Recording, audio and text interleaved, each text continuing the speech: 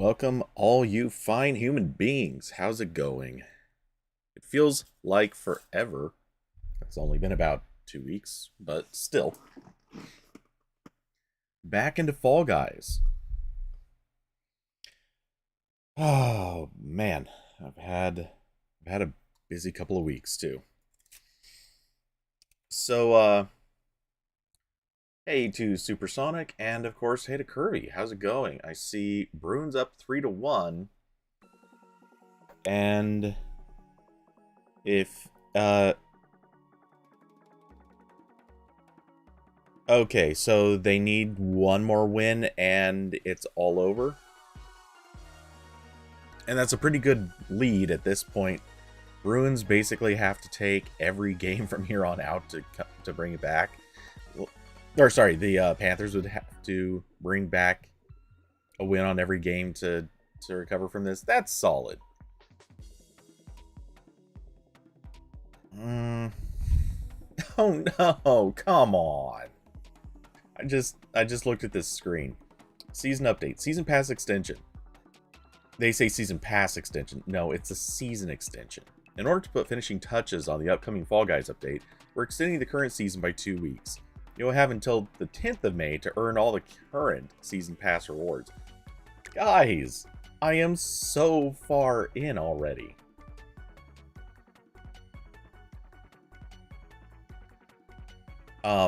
Kirby, yeah, exactly. It's best of 7, and Bruins are already as far as they can go before things go, before it's all wrapped up.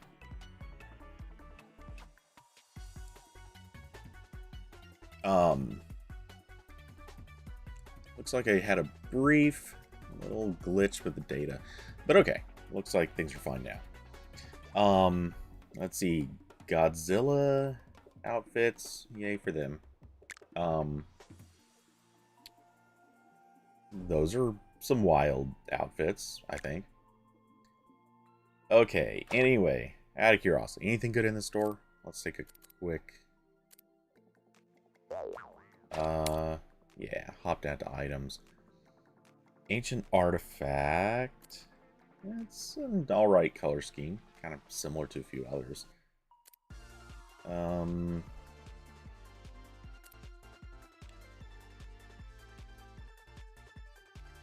Almost looks like a logo for something. Cool. Okay, kind of dig that color scheme too. Not bad. A couple of good ones. The rest of this is meh. Especially that. Not digging that hair. Okay, anyway.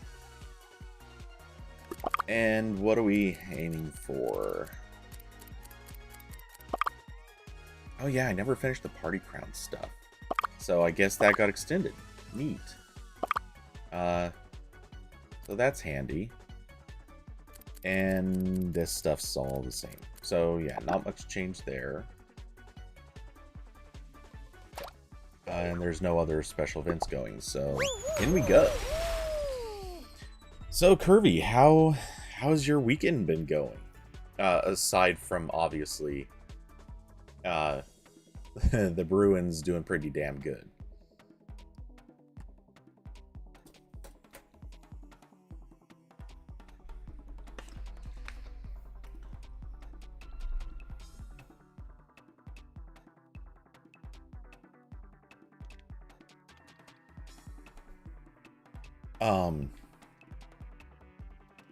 I won't go into detail, but I couldn't make it to stream last night because other things going on. Plus, I had a somewhat unfortunate run-in with some what I'm suspecting is maybe some questionable green curry. It tasted good, or well, good enough. It wasn't the best I've had by a long shot, but the next day it just did not leave me feeling wonderful.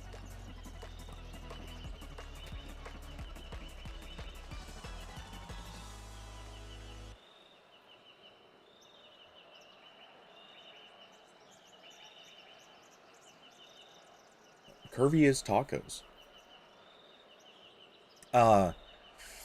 See, I'm a bowl person too. I'm 100% with your kid on that one.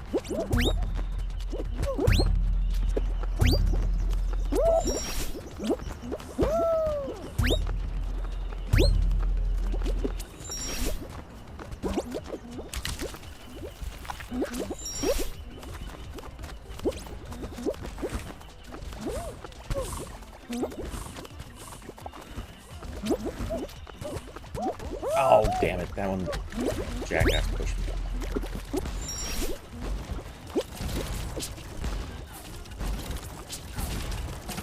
No.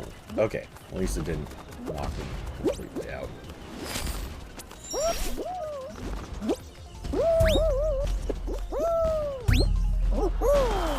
Nice clean run, or fairly close to a clean run. But yeah, I'm a bowl person. In part because the bowl, I can kind of customize each bite. And I feel like Chipotle, you know, I don't know if you watched that video I posted to the Fooding channel, but Chipotle does have that bad habit, kind of like Subway does sometimes, where they bundle too much stuff into one part of like a burrito or a taco or something like that. Tacos, easier to solve. Burritos, yeah, once they've done it wrong, like there's not much you can do about it. Like, you can just get a bite of nothing but rice. You can get a bite of nothing but beans. And, I mean, it's good stuff, but... yeah, burritos go horribly wrong with Chipotle all the time.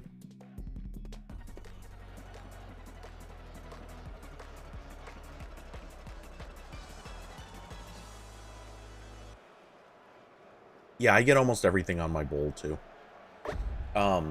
I'm not stacking, like, multiples of certain categories. Like, I don't get multiple different salsas or something, but, other than that, I'm pretty keen on a fairly flavor-rich bowl.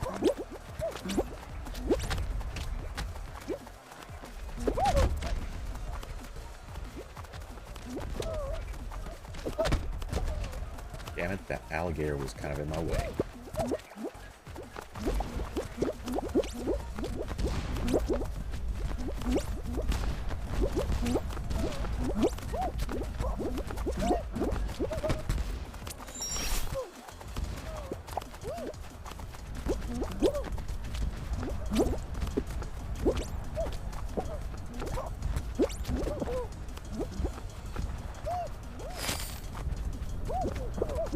Oh, almost made it past that guy. Oh, well. The kids get you a ton of reward points, so you're good. Oh, hey, what other purpose could they serve?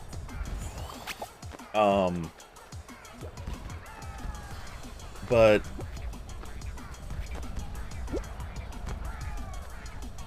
wait, okay, so do you get just meat? I'm curious. Or do you throw any of the other sides on there, like, or not sides, but any of the other flavorants? At least like a little bit of cheese or some salsa. Because I feel like just the meat, kind of dull. I mean, I kind of get it. It's in that way. It would be almost like eating just a hot dog with nothing on it. Except, obviously, the other, you know, it tastes better than a hot dog. But, yeah, I feel like just the meats by themselves don't really do enough.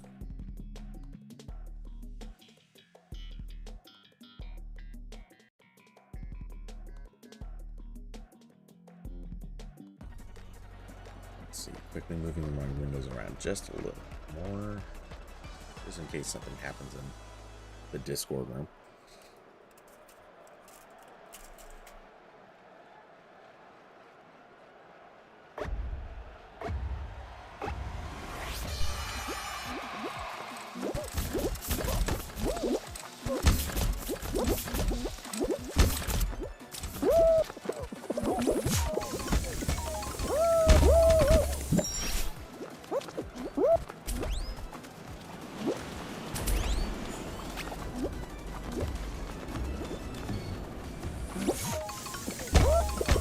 I feel like I'm being followed by this crocodile or alligator.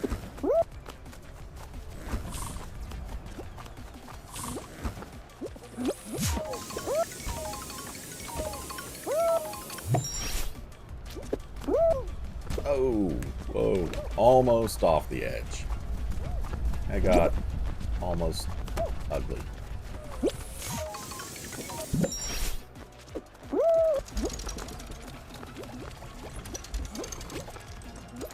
Come on, back down. Yeah, there we go.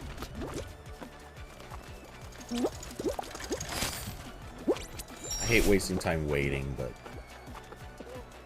at that particular point in time, it would not have gone well if I had tried jumping across. Still got through. Free Chipotle comes quick. Only thing is it takes 2 days to get into my account. Well, I got rid of the orange queso. It's white queso now. I'm gonna get the spicy chicken usually. Okay.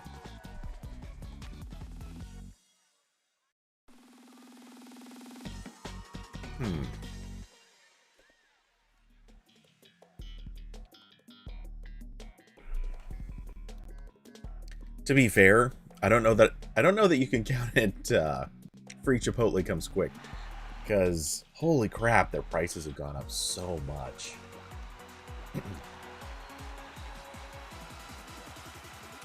And it's not like it happened overnight, but man, it seems like it happened a lot faster than it should have.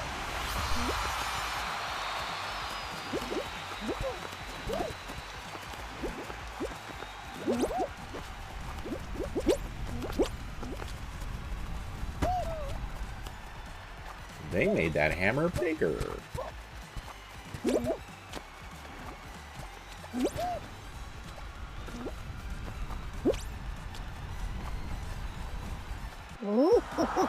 Wow, a lot of people got knocked out on that. Okay, so you would get the orange queso, but you don't like... But since they removed that and replaced it with the white, not into it. Hey, David, how's it going?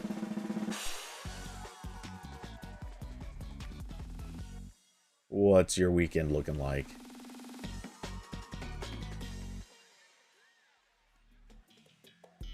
Oh, I need to adjust the direction of this fan a little.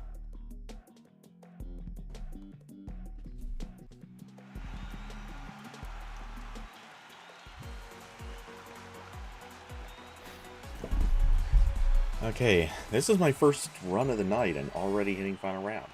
I'd say that's alright. That's an alright way to start. Be interesting if this turns into a win.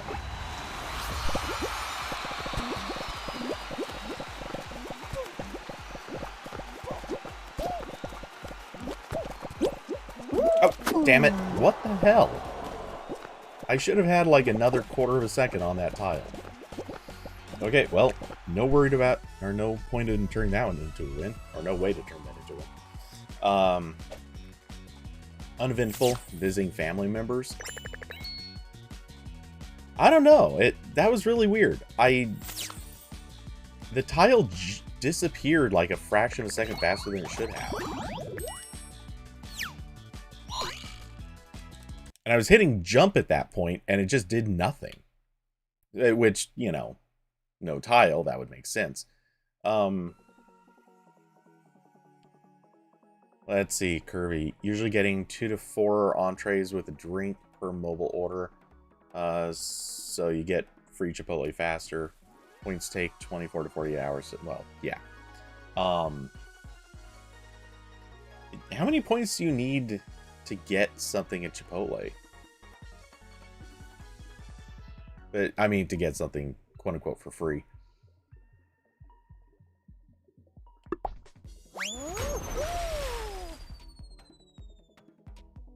And even so, I'm still arguing prices are too high to call anything free there.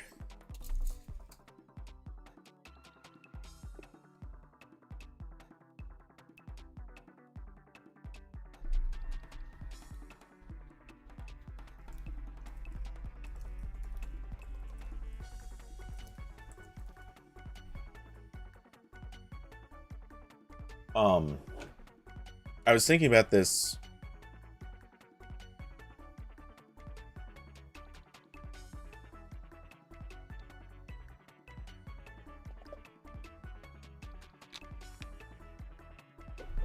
I was thinking about this a few days, or, well, I don't know, 2-3 days ago. When I started working in Vegas, back in 2005, guys at the office used to make a pretty regular habit of going to Chipotle. I wouldn't say it was even necessarily a weekly thing. It kind of came and went. But when we were going there, if I remember, the most expensive thing on the menu, I want to say was, I think, like $6.25 or $6.50.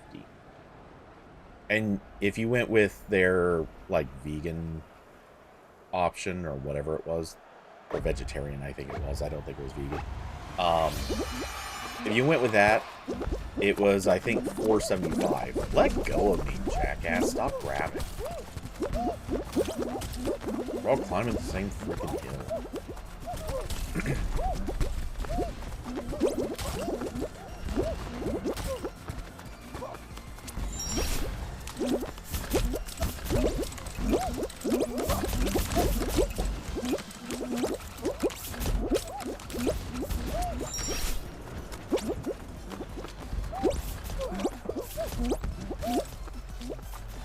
Okay, that was a nice, beautiful little clear walk right through.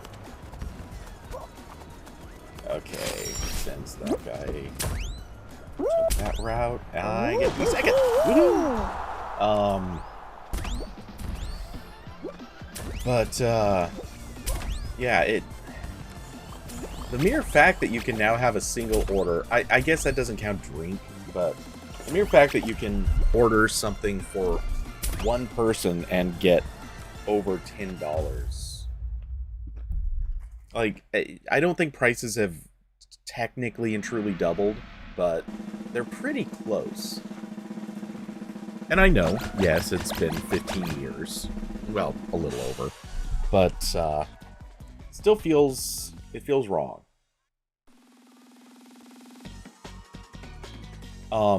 Yeah, plus the extra guac used to be 50 cents. How much is it now? What is it now to add guac? Is it $1.50 or $2? Because it has gone way the hell up.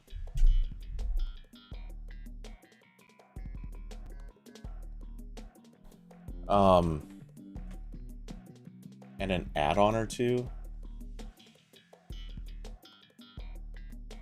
Okay, so you have, obviously you pay for guac. Do you have to pay for queso? I admit I haven't ordered from Chipotle in ages, but do you have to pay for queso? And then you say an add-on or two. What are the add-ons? Like, how many different things now cost separate money to add? Oh my god, no. Starting to wonder if there's anything free. Or, well, not free, but, like, is there anything you can even get as just part of the meal? Or at this point, are you just paying for the bowl, shell, or whatever, plus a meat? Obviously, I'm being somewhat hyperbolic, but...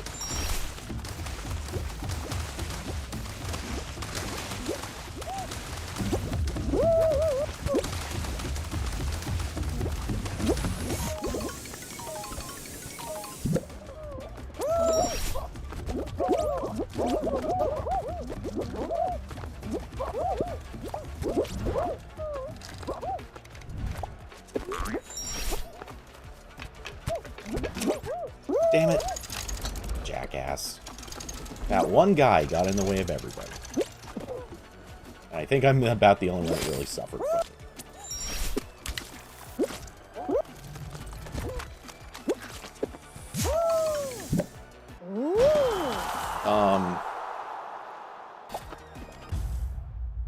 Okay, so... Tortilla on this side, 50 cents. Chips on... Oh, chips. Okay. Chips, a little bit different. I never really consider those a thing, but yeah. Okay, chips were always a side item, too. Tortilla on the side, a little different. I don't know that... I don't think that was an option at the time.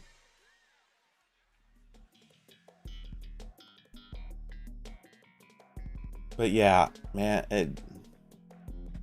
I'm sorry, Chipotle, they found a way to sort of soak too much price out of the orders. Okay, so wait, what? Guacamole $2.90? What the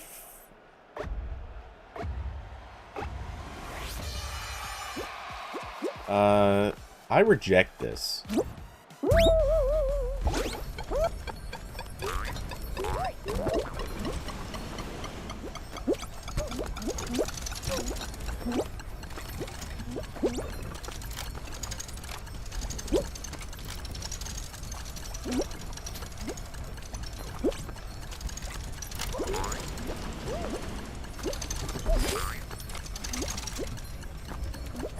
Alright. That one worked out pretty easily.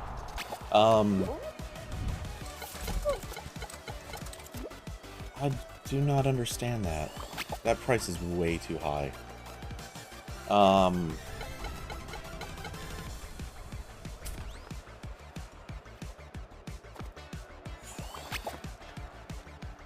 Kirby, you're just about getting the soft shell tacos. Yeah, I get that.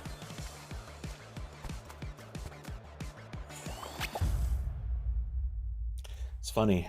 We had a conversation, me and a couple of friends had a conversation this weekend about pocket tacos. This one person just happened to,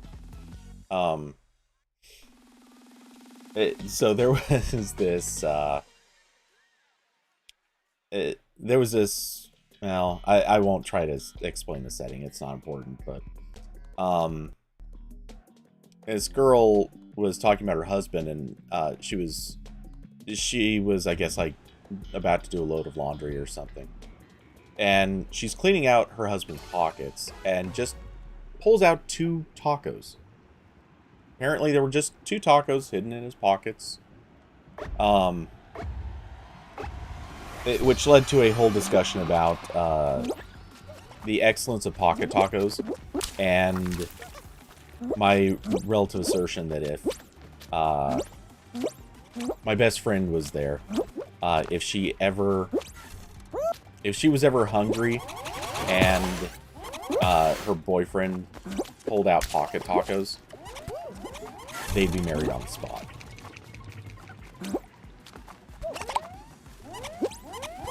Whoa. Haha, that saved me. The blast ball saved me. That was amazing. I've never actually had luck like that.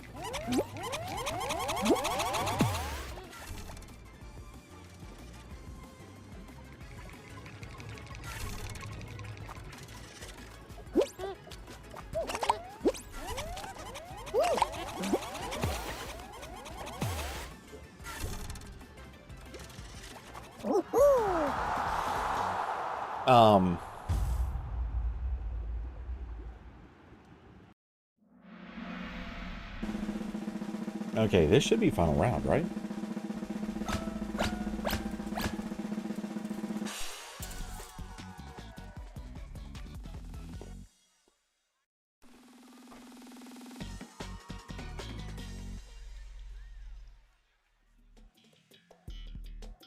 So, ooh, endurance round.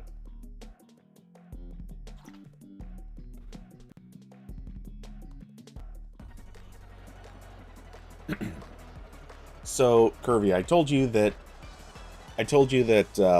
Chipotle, there is finally a Chipotle in my local town. They opened one a few months ago. So, in opening this Chipotle, it turns out that it is, it is not appeasing the masses all that much. Apparently, they have a massive problem with constantly being out of stuff. Oh, hey. The falling tiles are inconvenient this time around. Maybe.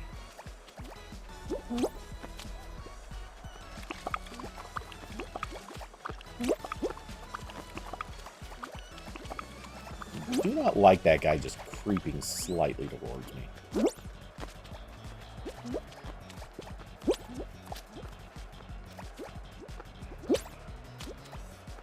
But I do like being on this wedge.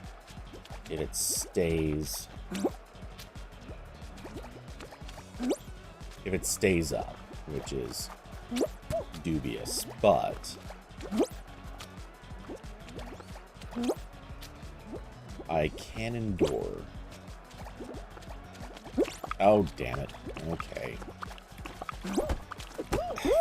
Screw it. I got cheated. I couldn't get past the freaking bar. Okay.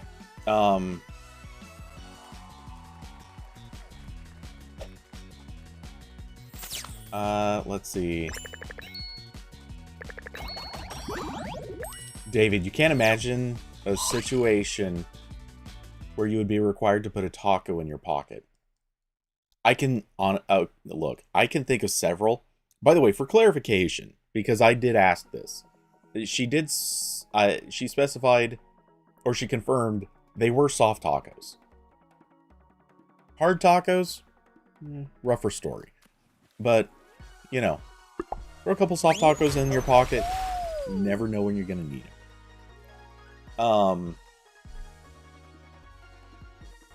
But yeah, anyway, so the Chipotle that's in town, I was reading some comments from people sadly, on Nextdoor. Don't get me started about that. People on Nextdoor do not understand that Nextdoor is not supposed to be Facebook. And it's not supposed to be just a, hey, we're going to promote our business all the time. I have a lot of complaints about Nextdoor. It is basically just a spam email generator at this point. Anyway, a lot of people are complaining very specifically that the Chipotle was very slow. They were constantly out of stuff. And they ran out of big items. Like, they ran out of rice. How does a Chipotle run out of rice? I guess one other time they ran out of beans. They've apparently run out of tortilla shells. You know, like, it's a Chipotle. Look, if there's anything that you need to be fully stocked up on, it's these three things. They are your, like, sort of necessity items to get through a day.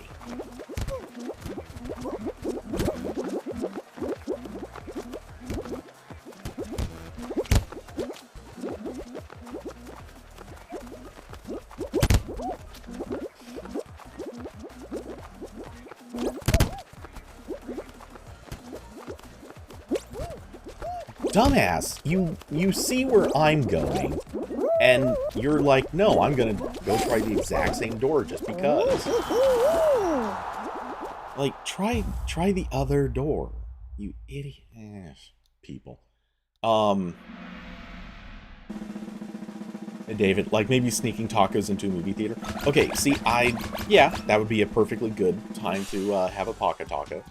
I was just thinking, like, you know, you're in the middle of a day, like kind of browsing the stores, going through whatever.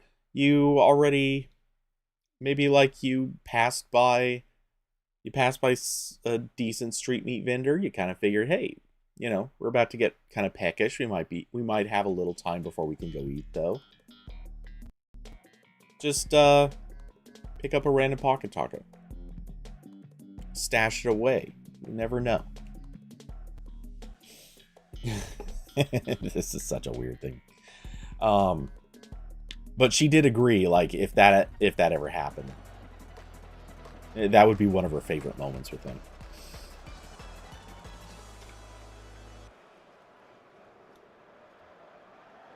They opened a second Olive Garden nearby and they're struggling somehow. Don't understand. Yeah, actually, that is a little odd side.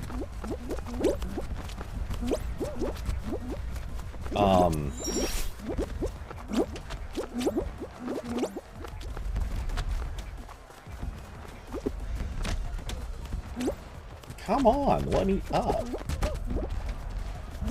Damn, game physics are broken. That guy wants to grab me.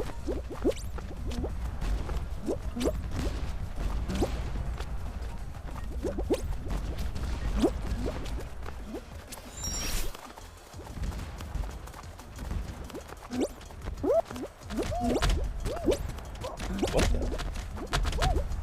Alright. No. Don't make me... Are these aiming for me? Let me up. What the hell happened there? I could not get past all the fruit.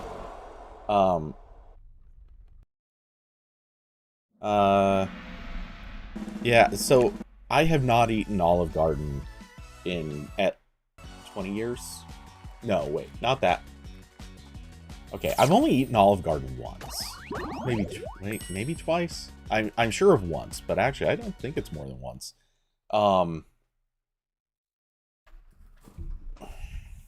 And it would have been back in 2007-ish, I think. Yeah, 2007. And don't ask how I can know that. I have a very specific, clear memory of why. Anyway. It was fine. It's the most I can say for it. It was fine. It was not particularly good. So I didn't really feel any compulsion to ever try it again. Let's see. Curvy. Luckily, have a good Italian place here called Mamma Mia's. Pretty generic name, but the food is great. Okay, yeah. If you have decent Italian food nearby, it pretty much blows away the point of an Olive Garden. Though I get people... Curvy just said it. The unlimited breadsticks. Yeah, that's exactly what everyone loves about Olive Garden. Unlimited breadsticks, and don't they have, like, a couple of other things where you can... Where, I mean, it's paid for, but, like, it's an unlimited amount once you paid for it, kind of a thing. Damn it, why didn't it grab? We've broken something in this game where grabbing just does not work reliably anymore.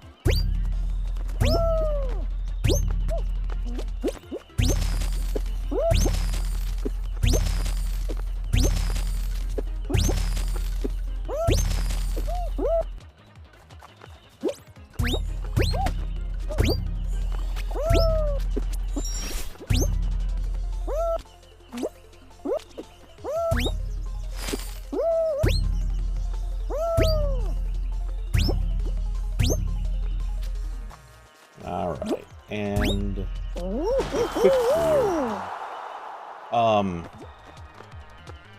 David, we have a few authentic places, but they're always busy. I mean, there is a reason. Yeah, Italian places do have that tendency. They're almost always packed. The one Italian place, like the one authentic Italian place I can think of in our area, yeah. Every time that I've gone there, which isn't very often, but every time I've gone there, it's always been pretty busy.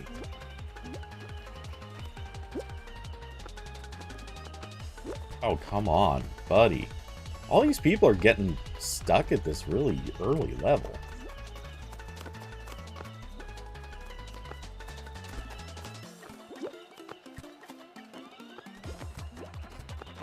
Oh, learn the dive button, people. What is going on here?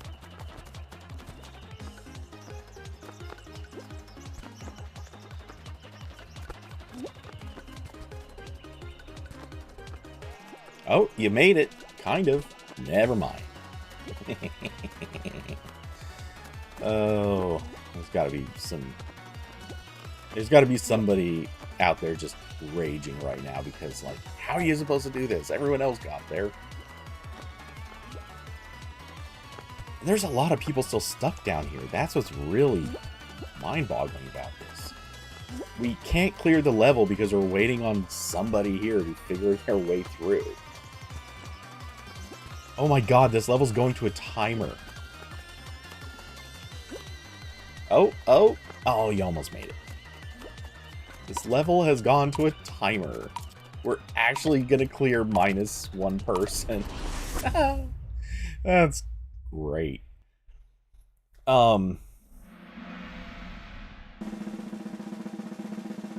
Kirby. Yeah, okay, you both hate busy restaurants. By the way, so do I. I'm not a fan of... I'm not a fan of sitting down in a... In general, I don't want to go to, like, a busy restaurant, or a restaurant these days. And not even as a pandemic issue, just, I don't like sitting there waiting for the wait staff to come over. I don't like a complicated process.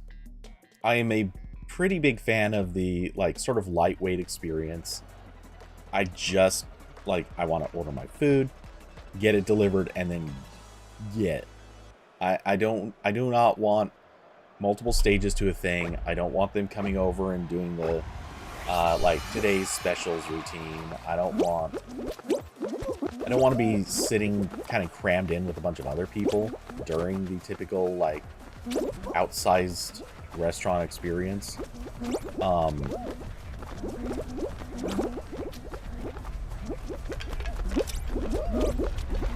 So there's this, technically, okay, so there was this restaurant in town, a place called Salute. Good restaurant, enjoyable food, nice flavor, nice style.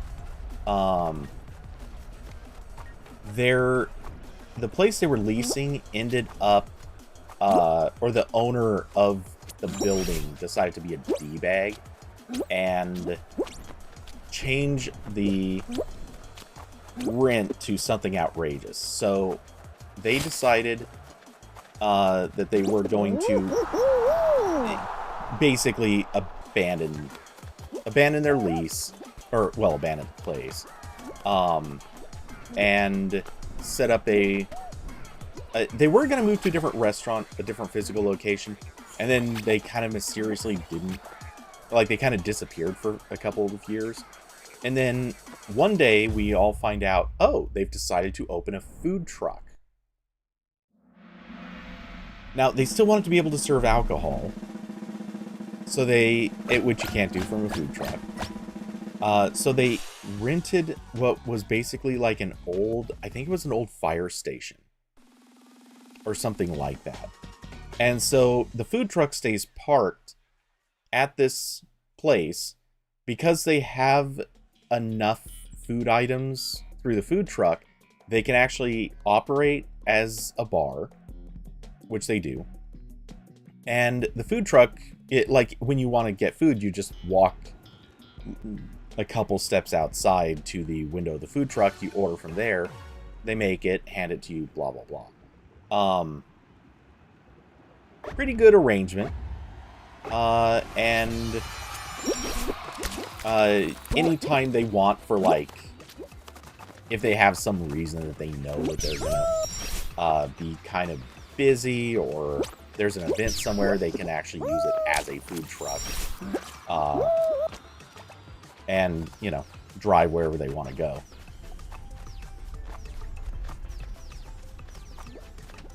Oh man, this was a windy mess.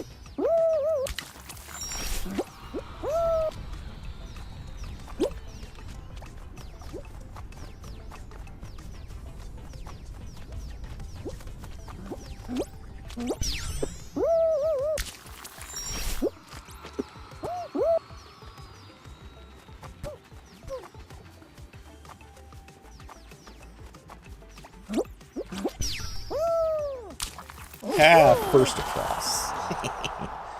Me and that guy. Let's see, David mentions unlimited soup and salad. They got rid of the unlimited pasta. Okay, Curvy. The only dinner place I'll sit down in is the Cabbie Shack, as it's open bar deck with a roof. And yeah, I do like those, but a lot of times I want to do that for like a lunch or, you know, kind of like a sit down, have appetizers with, you know, kind of a late night setting. Or, well, not late night. Like late afternoon, early evening. I guess that's still generally dinner time, like the air quote dinner time. But, you know, as like sun is setting, have some appetizers out on a roof or out on a deck, something like that. That's a good time.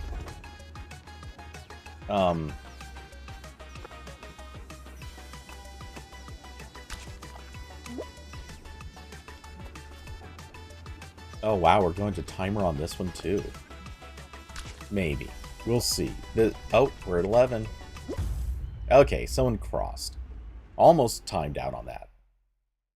We don't have enough people left for there to have been people who don't know how to play that level.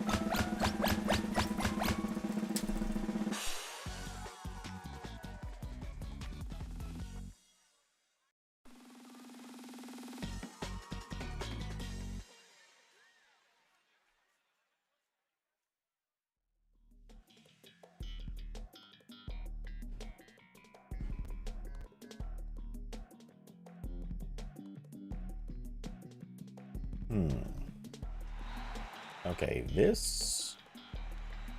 with 12 people on here, this could be an actual challenging run. Most of these people should be able to survive, but only 4 will get knocked out, I think.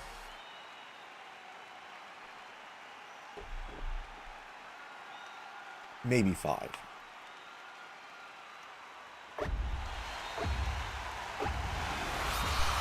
Cool.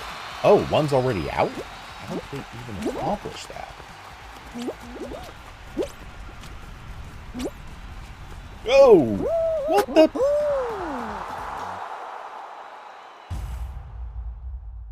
How? I reject your reality and I shall substitute my own. What the hell was that?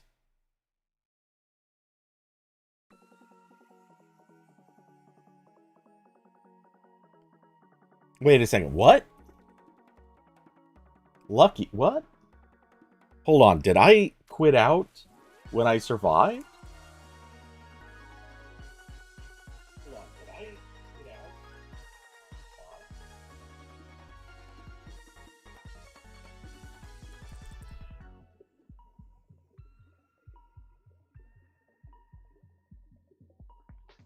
Crap, I did. Oh my god, what the hell?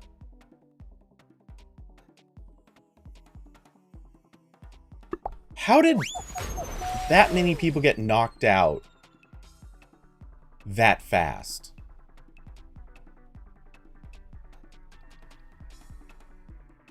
Something does not make sense there. But okay. So yeah, I screwed up.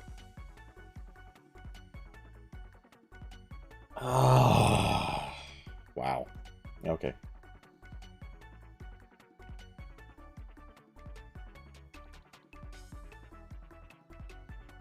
I don't understand how I got knocked out anyway, because that one bar should not have hit me. But okay. Nope. I've got some bad webcam settings. Let's pop that up and that should fix it. Alright. Yeah, that looks good. Oh my god, I'm an idiot. I saw for a glancing second, I did see the gold badge that said qualified. Or survived, sorry. It has the word survived under it. And so that did confuse me. But...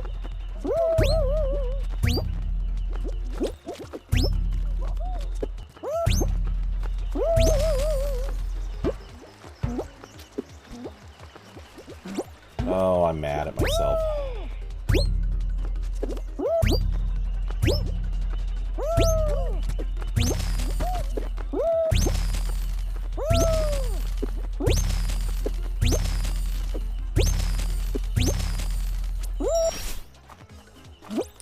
Oh, I should have gone the center direction, but oh well. I'm still gonna be first across, so who cares?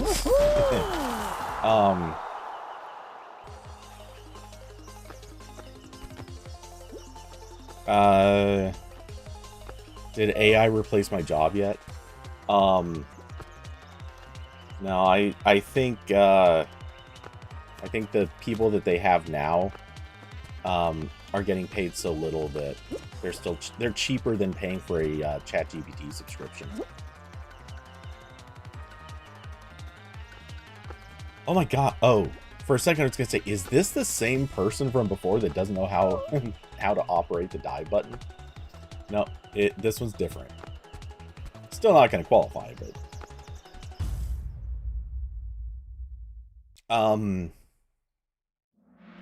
so I wouldn't say that. I wouldn't say there's much to tell. Every week they still come up with new ways to make the job take longer for everybody. I have a couple of reviews I'm going to be writing this week. One I should probably be writing right now, but I just did not. I don't have... Well, one, I'm streaming. Two, I actually still need to get a little bit more thought in on that review. Though I can write most of it, and what's left, I can mostly test while I'm using it. Or, sorry, while I'm writing it. But those earbuds, I'll tell you, those earbuds, they're they're cool. I mean, there's no one individual thing about them that is that special. Again, like, the fact that the case can be used as kind of your streaming dongle is really awesome. I do love that. The fact that you can, the fact it has a touchscreen is technically not unique. I guess somebody else has done that, but I knew that was gonna happen. So yeah, there are some neat things about it that are pretty uncommon for sure.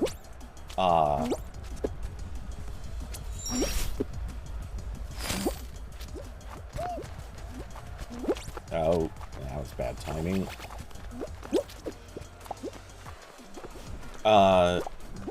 So yeah, some cool stuff, but setting that aside, there's no one thing that I go, oh my god, it's so freaking amazing. But it's just that everything works, and it works really well. I know that sounds like such a strange thing to say, but I just actually, aside from the case being huge, which it is, god, it's way too big. Aside from that, I just really can't find a flaw. And granted, for $330, I better not be able to find a flaw. Was it $330? I don't know. Whatever the price is, I've got to look again. They're way too expensive. But I can't find anything about them that's actually wrong, which is neat.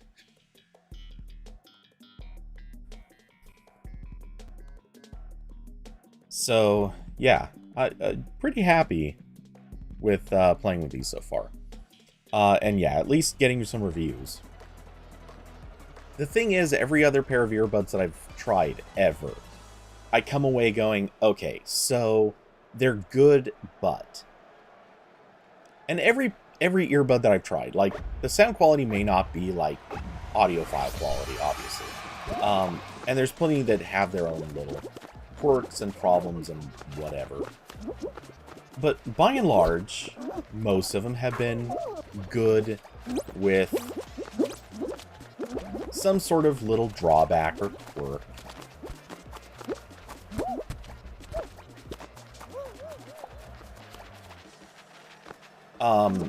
Sometimes big drawbacks and quirks. But this pair has just been... Whoa! Whoa! Almost screwed myself up on that. In the meantime...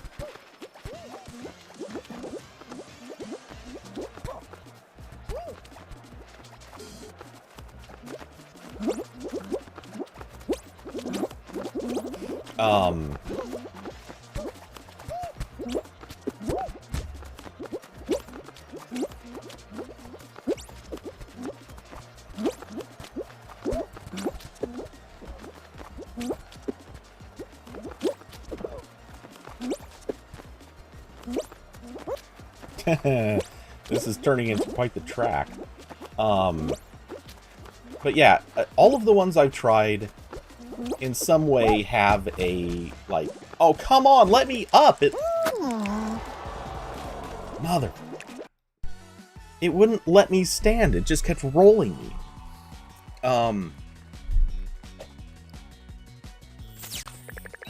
yeah, every other pair of earbuds that I've tried, they all have some sort of bigger, like, these would be good, and they're going to be good for plenty of people, but they're not going to be good for everyone because there's some deal-breaking issue. You know, anything from, like, terrible, well, I don't think I've had any with actual terrible battery life, though the Klipsch, those were pretty iffy, for battery life. The, let's see, at least in the beginning of their life, the OnePlus Buds Pro, they were way too bassy. I mean, if you really like bass, get them. Like, they're good if you really want. If you want bass that makes my voice sound like I don't know. I'm not sure what to say about that. But if you want my voice to rumble, get buds like that, because that's what they were about, is they wanted bass. They later kind of fixed this in a software update. They gave you at least some control, and they defaulted to a much more bass neutral, or, well, bassy but not, like, over the top bass.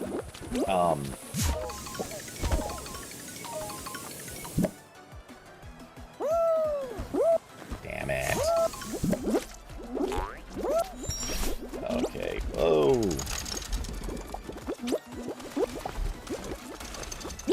Stop tilting.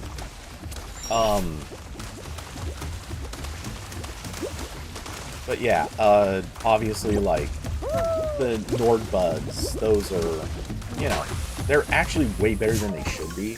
Both generations at that.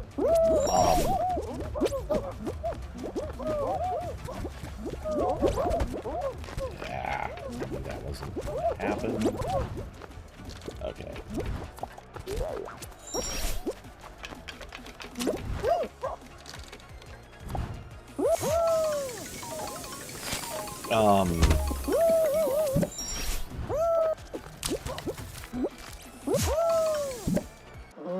So, let's see. Yeah, all of them have had, like, a bad fit, or maybe, like, some audio quality complaints, or, I don't know, it's just always kind of been one thing or another. These, at first I kind of had the wrong fit for them until I realized how they should be oriented in the ear. But aside from that, like, everything has just been really good on it. Which I'm hoping some companies out there will look at these and decide, oh, hey, they kind of got all this stuff right. Let's spin it. Let's charge, I don't know, $150 and do the same damn thing, and that'll be a product that everyone will want to buy.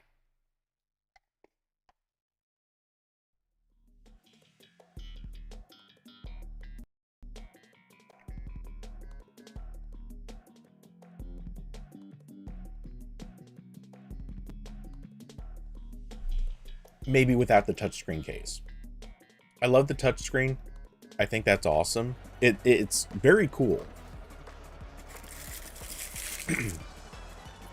So I showed it to my best friend this weekend. She didn't know what I was putting in her hands. I handed her 3 different cases. And I was kind of doing this for size comparison purposes.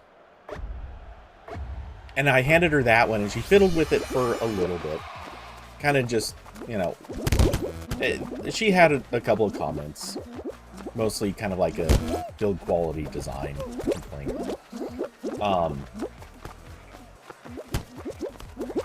And then, as she, like, closes the lid and hands it back to me, she then proceeds to go, oh my god, there's a touchscreen. And, yeah, proceeds to fiddle with it, and it instantly, like, this is so cool. So, yeah, the touchscreen definitely has that,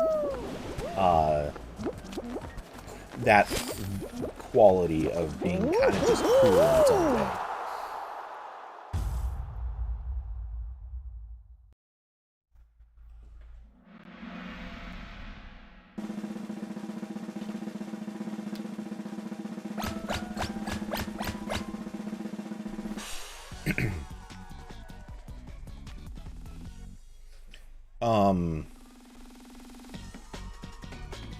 So yeah. Let's see. I really need to do some coding this week too, but I don't know that I'm gonna have time because again, I have 2 reviews to write and another one that I really wanted to finish this week, but I have had no time to do anything with it, so mostly due to weather, but also lack of time because of other things. Last week was a very busy and obnoxious week for all the reasons that you might expect. Oh god, you're just one of those people. I'm leaving you. Leaving you to your own messed up devices.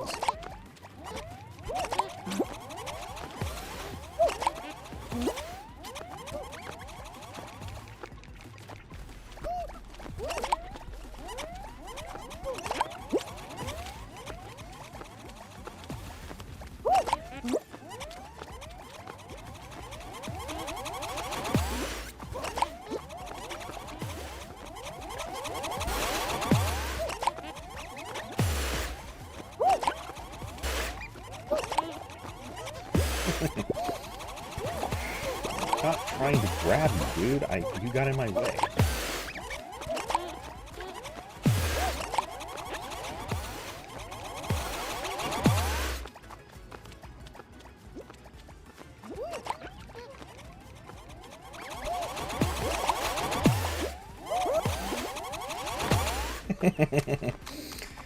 I think he got tired of being aimed at. Whoa. That was a dumb jump. I made it. A dumb jump. I didn't realize the water was that high up yet.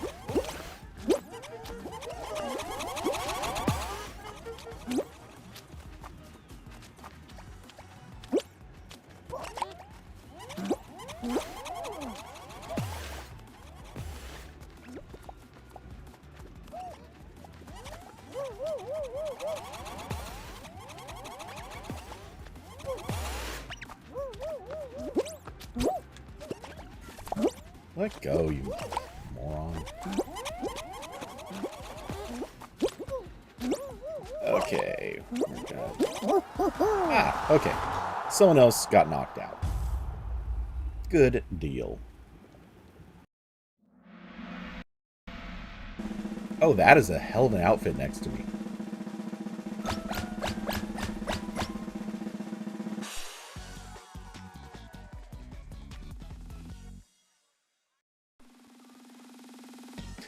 Oh, so I need ideas for an Android app. I've been kicking around a few things that I was thinking about making, but I don't, for one reason or another, they are either way too big of investments, either it would cost a lot maintaining a server element, or it would be just a really, really big thing to build. Like, I have, just for example, I've wanted to build a podcast app for ages. But podcast apps are very time consuming to build. Like, unreasonably so.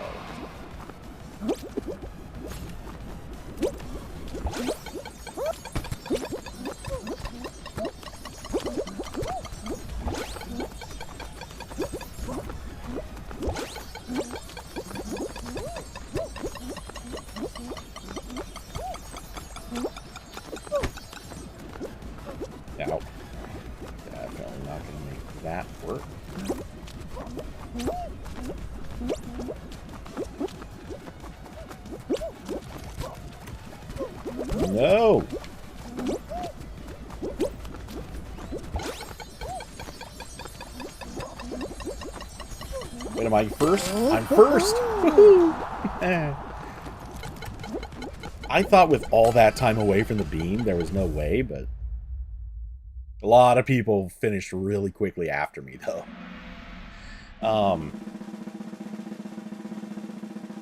Everyone's doing AI. Maybe build a chatbot that does this thing. Are you kidding me? First off, everyone is writing... like, there are already plenty of people who've written crappy front ends to the various chatbots. So, you know, that's a market that's already saturated. And those are very short-lived things. They will not be successful in the long term. And I guess I'm not looking for successful necessarily. This is more just build something. This sounds dumb, but build something just to have on the store.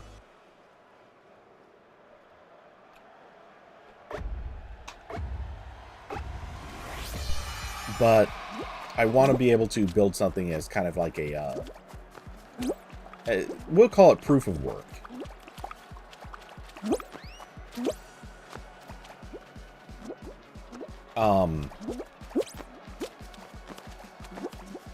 And for a few different reasons.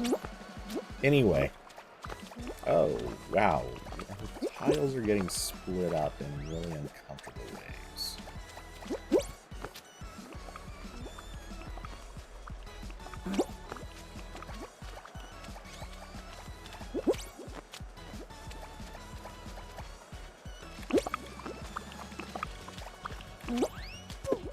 Oh, barely made that one. Good, at least that time I didn't have a screwy time situation to fight with. Now we're stuck down to the last 2 tiles and entirely too many people. At least one of which is clearly a grabber. Because he wants... Oh! He jumped off the back. Or fell off the back. Alright, everyone. Team up game here. Survive. That's it. Just... Oh! What the hell?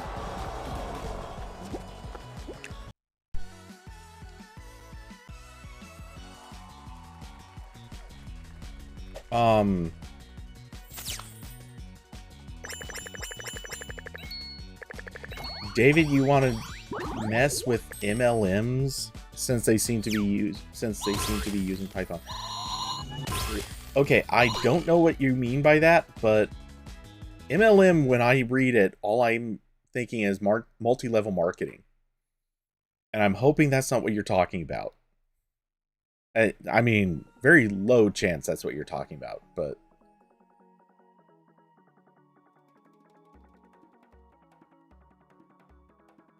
What exactly do you mean by MLM in this context?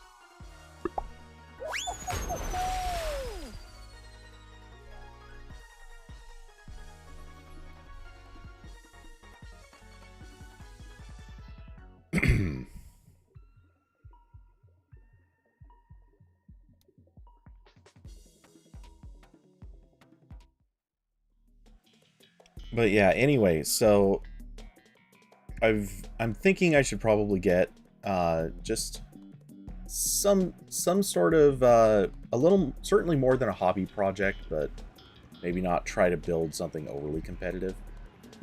Or get something interesting built, that kind of a thing.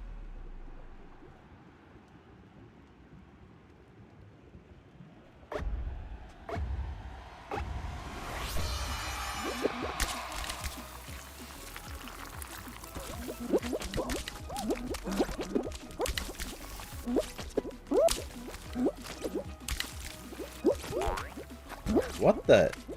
How did I get spiraling off in that direction? That doesn't make sense. Whatever.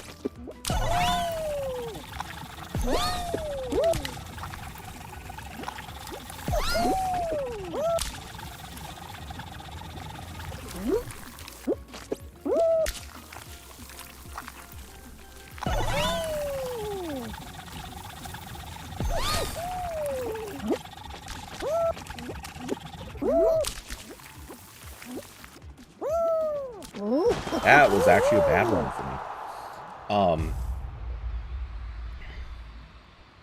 Okay, you still haven't answered my MLM question, so...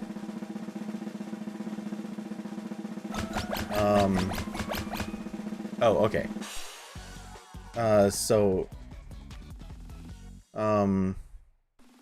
It goes to show how serious you are.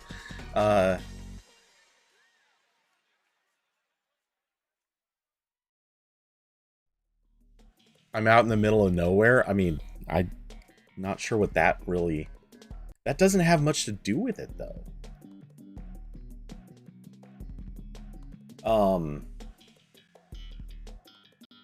But yeah, the problem with a lot of AI stuff, not all of it, it obviously depends on circumstance, but a lot of the problem with AI stuff like that is you need to generally have, like, either a fairly powerful computer if you want to do something along the image generation shtick, or you need to have a lot of servers if you want to do, like, the large language model stuff, the chatbots.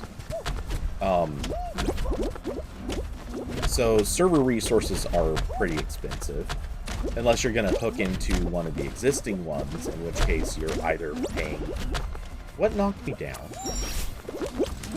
But you're either paying a fairly high fee in order to do anything with it, or you're... damn it. People keep tripping me.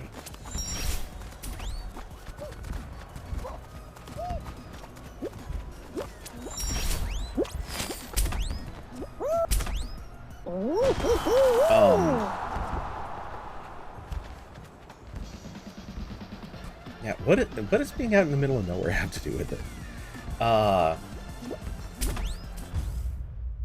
But yeah, so with oh,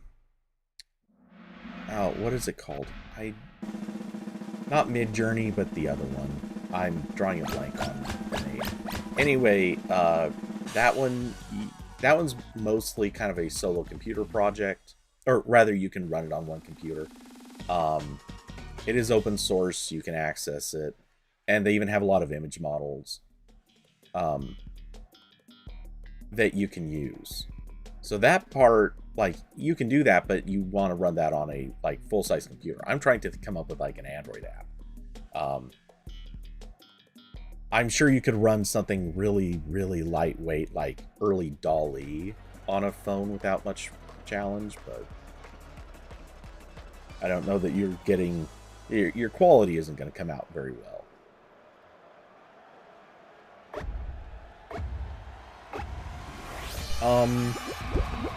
Yeah, you build apps to solve problems. I agree with that. To be... Really? Okay, maybe what we're going to do is... Alright, that did not work out for me. Come on, stop hitting me with friggin' bananas. Oh, there are so many people about to cross. And I got cheated so much on that level.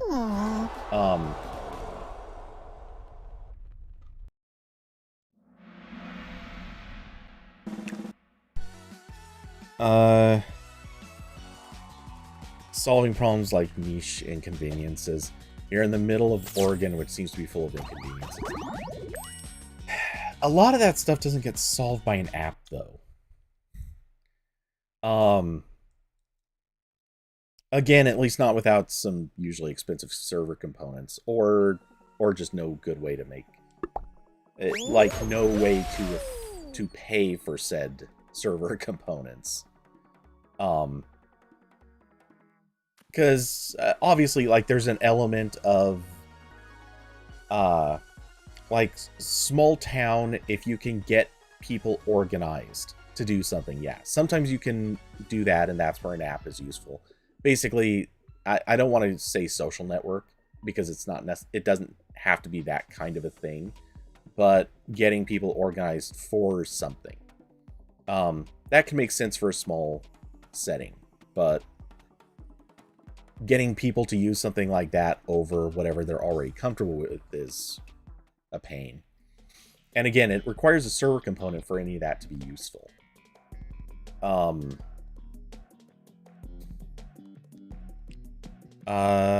Yeah, what else would there be?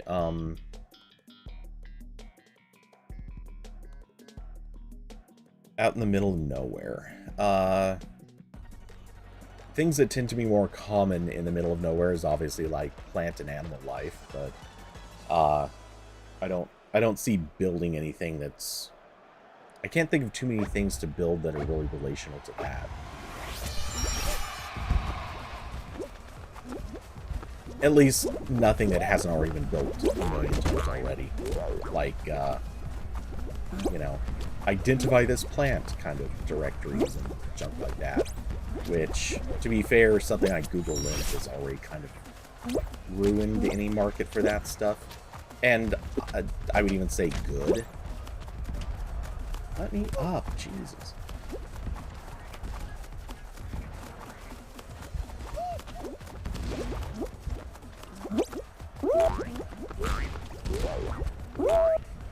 Oh, golly, thanks. I guess I don't get to control how I bounce now.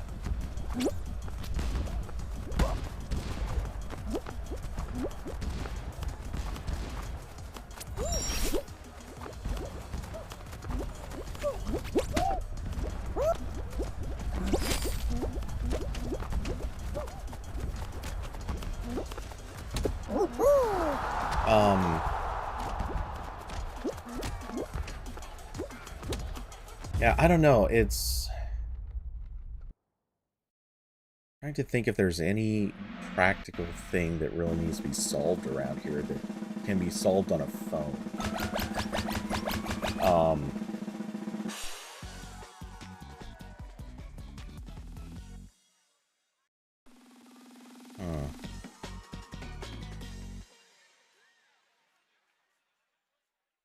Yeah, I don't know. And again, I have tried to think of things that might be relational out here, but not much comes to mind. I suppose maybe if I was working in a like functioning farm or something, then maybe something more plausible would come to mind. Or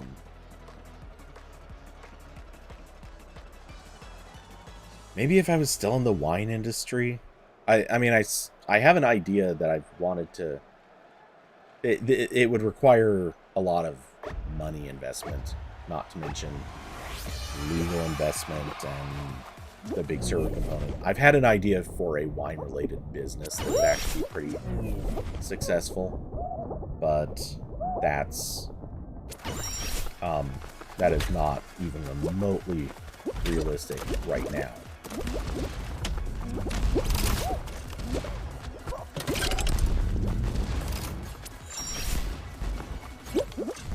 Oh, damn it. I knew that was going to happen. That is a long fall on that.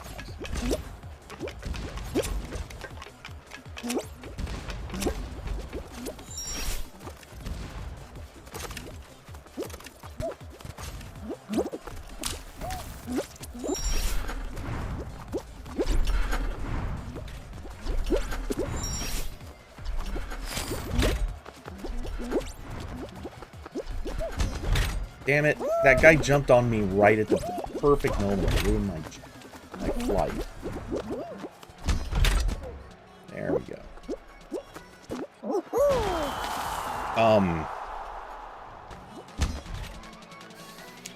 David, yeah, that's exactly. Now that everyone's scrambling to charge for APIs, yeah, the API thing is very specifically been a problem lately. And I was thinking, I was actually, like, going through various sites that I could think of, like, does this one have an API? Does this one, like, is there anything I could do with this particular thing? Yeah, I looked through a couple dozen. And I was even thinking about, there's one company I know they don't have something like that. And I was very tempted, like, you know what? I bet if I could just reach out to them and be like, listen, I want to build an app, targets you guys. It would basically just help you. Let me do this thing. Give me temporary exclusivity. That's it. Like, just temporary exclusivity. I'm not going to charge for it. It will be purely good for you guys. But I just want to get this out there now. But I don't know how open they'd be to something like that. Maybe not even with the exclusivity. Just, you know, convince them to build this, to build an API for their service. Ow, why did I clip on just like updates?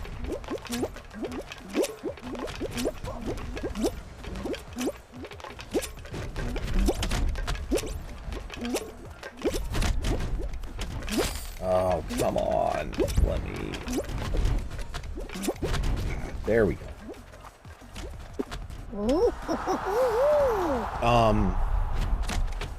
Yeah, and I keep thinking about the movie-related thing. The problem with that is, and boy, is it a problem. I would still like, I can build an app, and that would be something. I think the more successful thing is to not build an app, but to build a site. Which could happen too, but I tend to think as many or more people would probably be open to just looking at a site rather than checking an app. But the bigger problem is it takes, I don't know how much time exactly, but it is a big commitment every week to put together those movie listings. I mean, it takes a lot of time. So, and in order to do that, like, that is a ton of maintenance work. It might be worth it.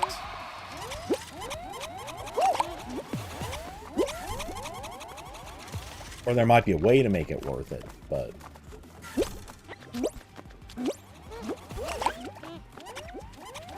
Oops. Okay, quite there. But...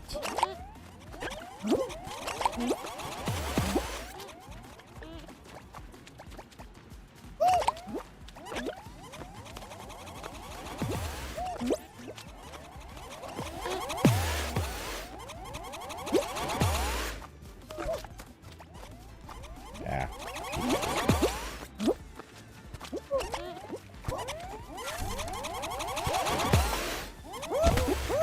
What? Really?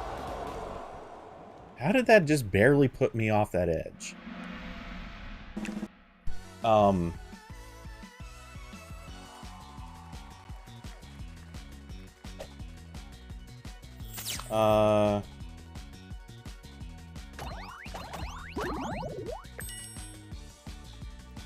There's no good site to find local wineries from your search.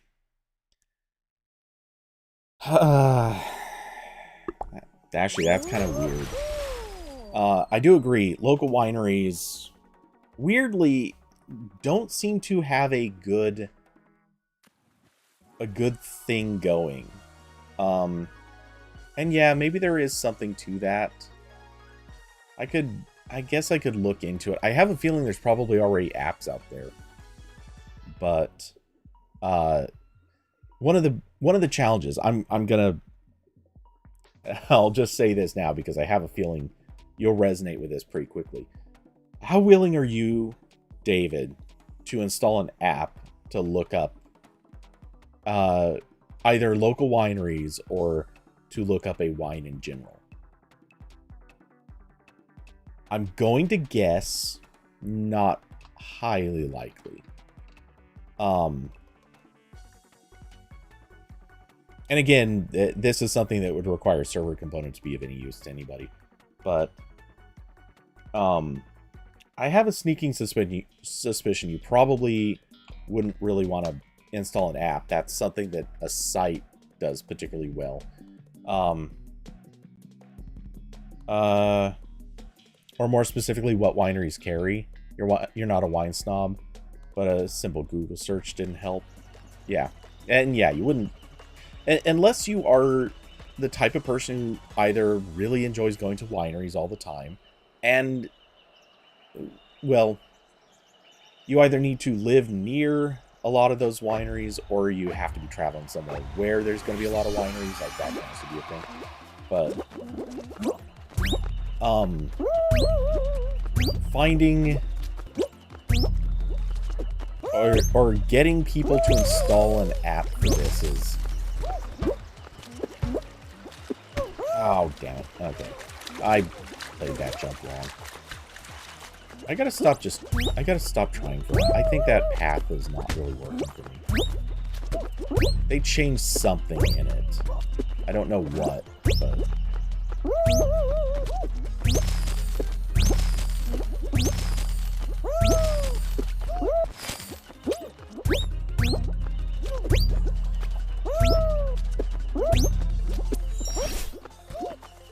Okay, and... Oh, if someone didn't land on me.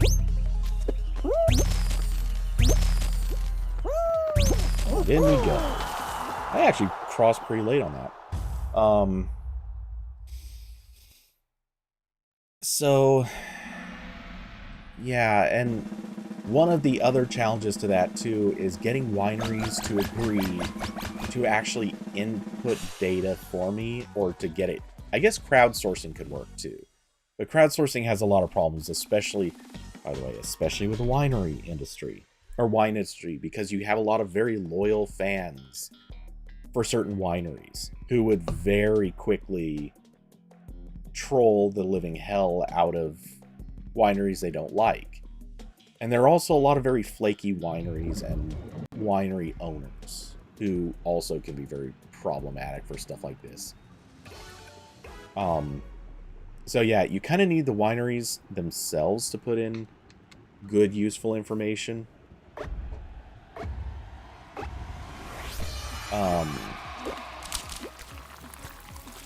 Unless you want to hand input all of it yourself, and I'll tell you, as a software engineer, the last thing you ever really want to do is spend all your time being a data entry person.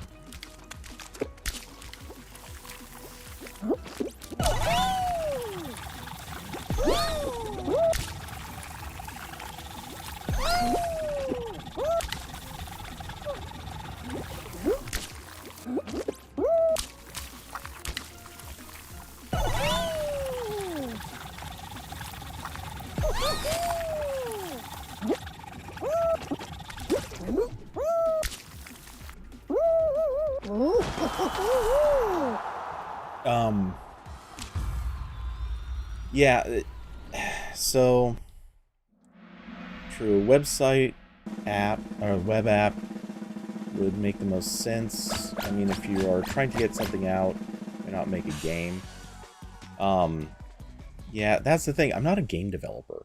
I don't have, besides the type of my core incentive for this is not so much game related, so I'm trying to build something else. But yeah, a game is not really in the cards. Don't know if there's many instances where you need to have an app. And yeah, that's kind of the classic problem. Anything that is referential, you probably don't really need to build an app for it unless an app's going to serve some sort of really, really good purpose. In my mind, apps are best for utilities, social network purposes of some sort. They're good if it needs to have like a distinct app-like function or some sort of OS integration. Wait a second, is that right? Yeah, it is. Damn. I let too many people by.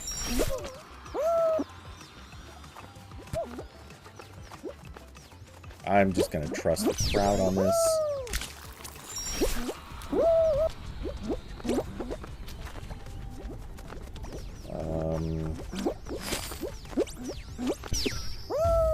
Oh, just barely. That's weird. I saw the I saw the banner saying that it was over, and I saw another name pop up on the side a moment later. But yeah, it's really tough with a lot of things, because if it's sort of reference data, a lot of times a website is just better. Also, frankly, you can put more ads on a website. Not that that's the main thing here, but it does factor in, I guess.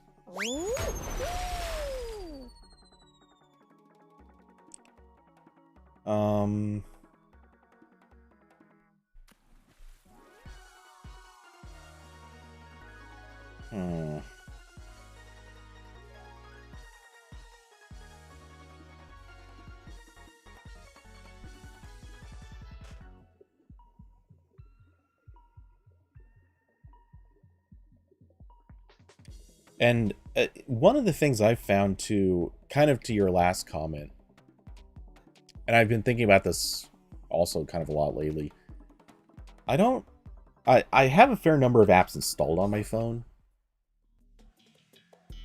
I wouldn't say a lot, but probably, you know, aligned with the average, give or take, you know, 10%. The thing is, first off, the number of them that I actually use, it's pretty low. I don't use a lot of apps.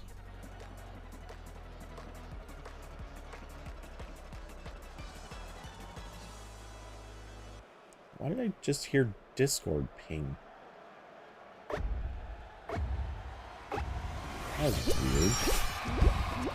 weird. But yeah, I don't have a lot of apps.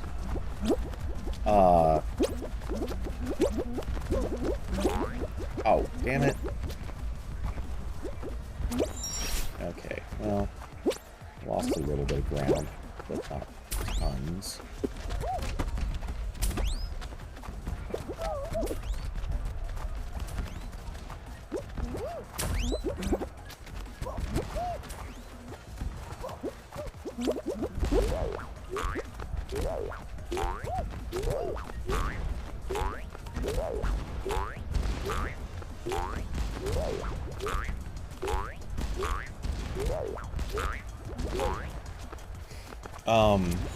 But yeah, I feel like most of the apps on my phone are either things that I don't regularly use, or really at all, or they are, or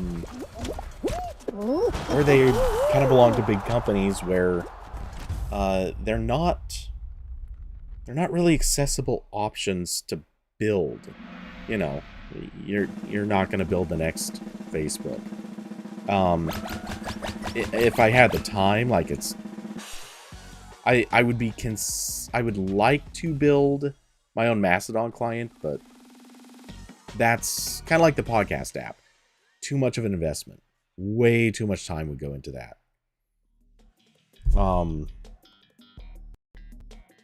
Because that's probably a minimum of like 3 months just working non-stop. You could get something small up and running in, you know, a week or two, but you'd be spending so much time working on the finer points.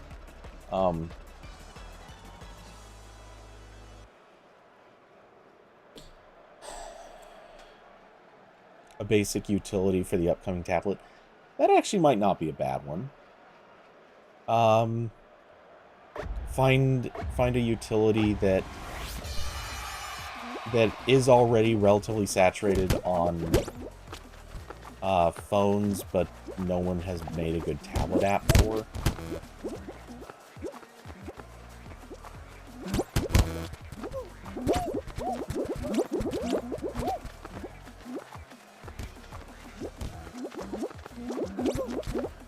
Only real problem with that, and I know that that's kind of a first worldy way of complaining about it, but there's not actually that great of a way to look for tablet apps. I know Google was making their whole effort to sort of make it obvious when things are tablet optimized. Honestly, they never did a good job of that. I think you can maybe tell from the web interface.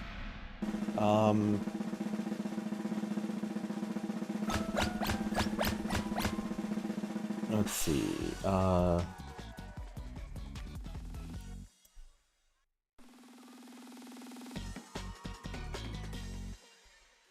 Hop into games.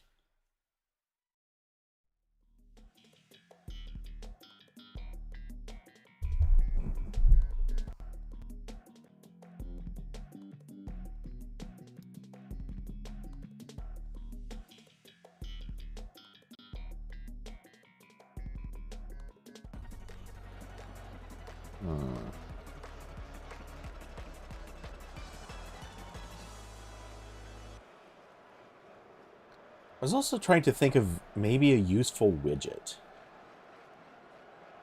Not that that's really what I was aiming to work on, but sometimes widgets are can be kind of cool things when they're done right.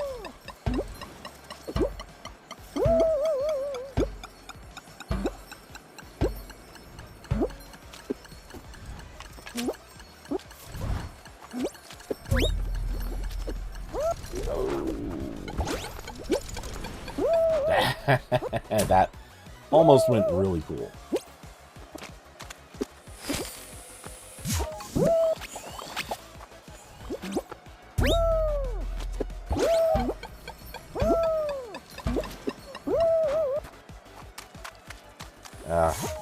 If I, after that really great start, if I don't qualify, I'm gonna be mad. Okay, we're in.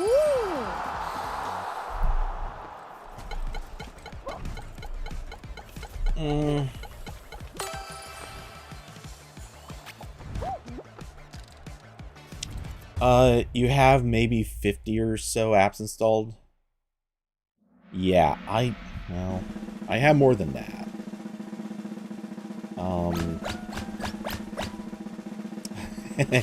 Okay, so if I go into the Play Store and look at the Manage Apps screen, are all these actually installed?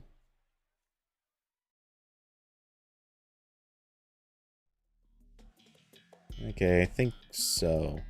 Obviously, this includes the stuff that is pre-installed. But yeah, right now it shows 159.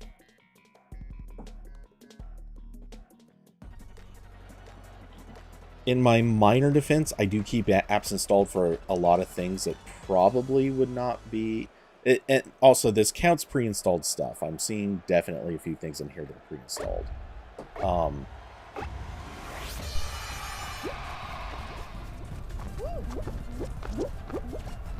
Really? How did that... I had grab going.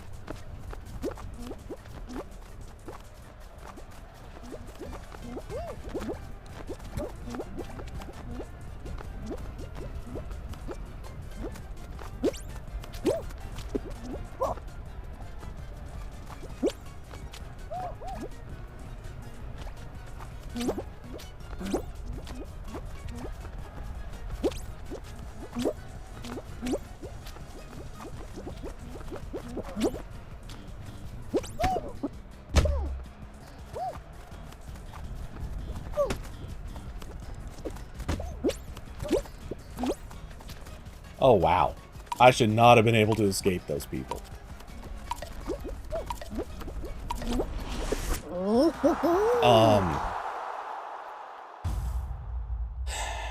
Can I believe there's no calculator for iPad? Honestly, yeah. But there are some really good calculator apps for iPad. Well, iPhone and iPad. So, you know, yes, it's dumb, but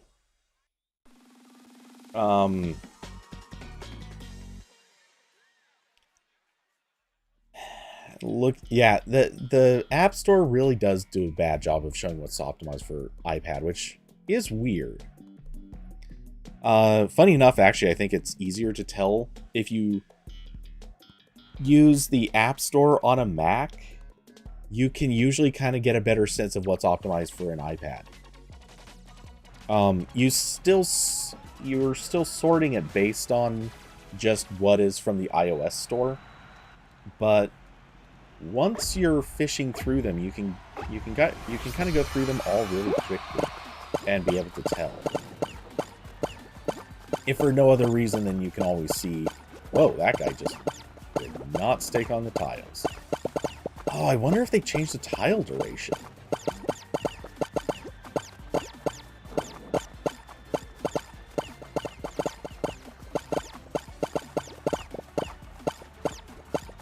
Because you used to be able to do a double jump on every tile. Now, it kind of looks like that might not really be as much of a thing.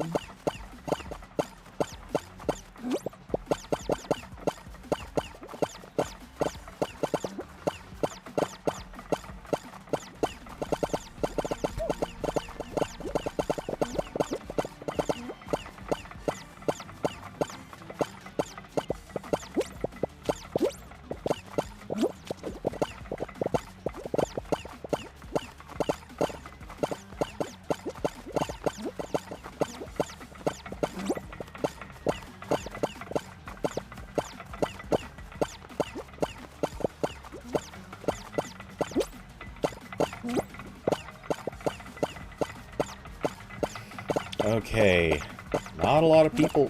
What the? Dude, you were like trying to take me down.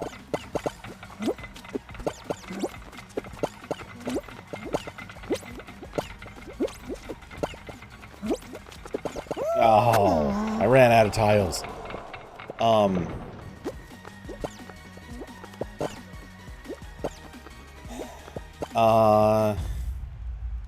David, a widget with inspirational quotes or something. Yeah. One, I can't bring myself to do that. Two, there's so many of them. I know. So the purpose of this isn't necessarily to make it like a big, successful app. It's more for showing, let's just say, it's one of those things to kind of prove development competency. Just throw it on the resume as sort of like here's things someone can just go actually look at, rather than sometimes jumping through hoops as I'm applying for places.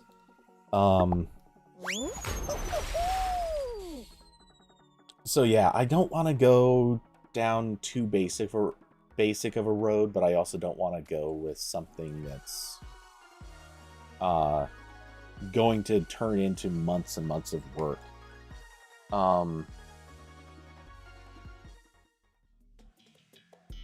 Tools and utilities. How? God, I hate the Play Store's design. It's so bad. Don't just give me a bunch of loose things. Show me an actual place where I can look at stuff based on the category. Like, let me browse a big list, not your 5 recommended for you things. Who thinks that this is a good interface?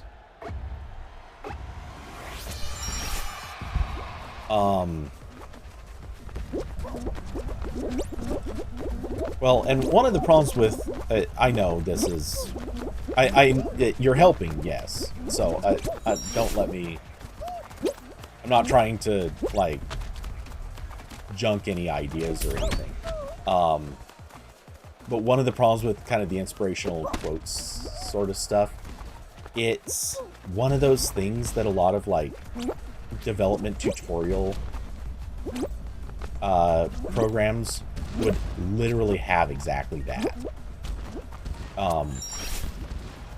So, you know, sort of the learning how to write in Jetpack Compose would very likely have an actual, like, inspirational quote widget.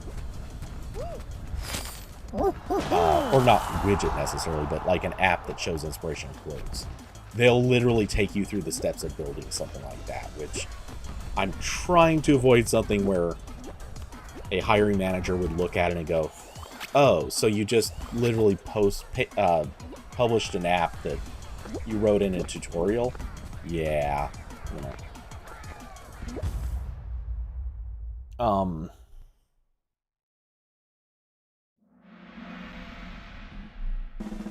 But yeah, so either a hiring manager or I'd even be pretty good at doing like contract work. Just doing like smaller contracted apps, but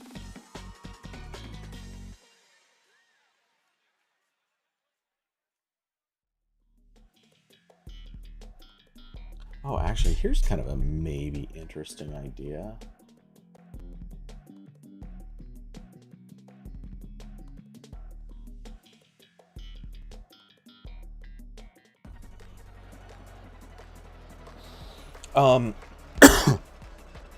So, okay, this isn't really related, but one thing I've wanted to do for a long time is a package tracking app too. There are problems with that because FedEx, just to name one, but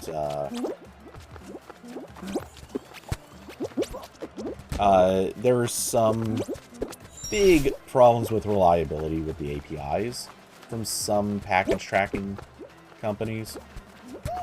Damn it, that guy pushed me off.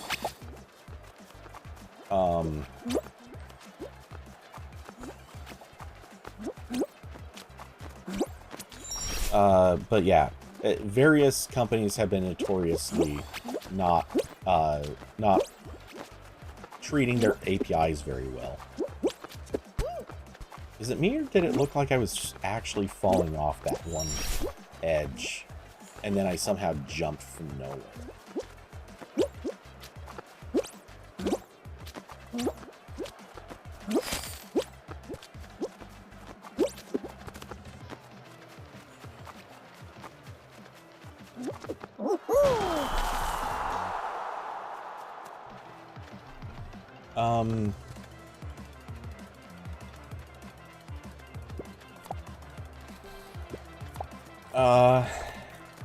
Sell them on the front. Well, yeah, that's the thing. If you're building an app, most of the time you're kind of pushing it on the front end stuff.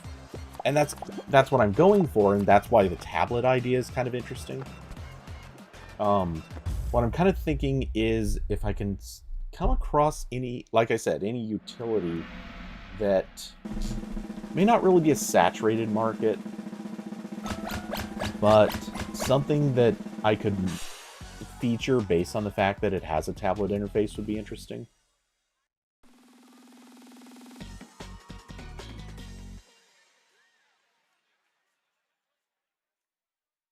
I was also kind of vaguely kicking around the idea of, you know, this is a crappy thing to do in a way, but at the same time, let's be honest, it kind of makes sense. Look at various paid apps, find something that's not going to be too egregiously painful to build, and just make a free app version of it. The funny thing is, you can also kind of go the other direction. Find something that's a little overpopular in the free stuff, and then come up with a paid app that's actually like the good implementation of a thing.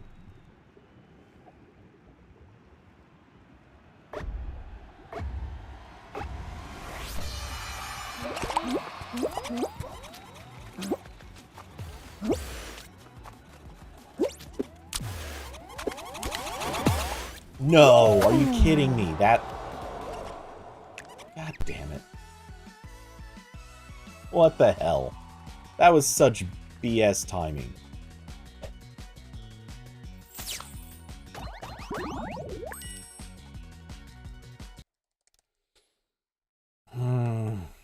So annoyed that they decided to not start the new week yet. Or the new, sorry, not the new week, but the new season. Let's see. In order to finish those, I need to get into a party today and tomorrow. I don't see that happening. How are we doing on weekly? Out of curiosity. Need to win a show or run a hell of a lot more. Both of which are not really asking much.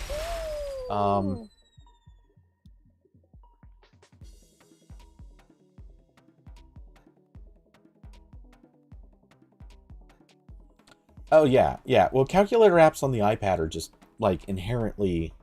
Since they don't have one built in, it's a constantly popular thing. And the thing is, like, there's an app that I have on Android, which is basically a knockoff of an app that exists on the Mac, that is really popular. It's really good. The one on Mac, I use frequently. I use it a lot less on Android, but I use it still. And they do have an iPhone version that you can run on an iPad.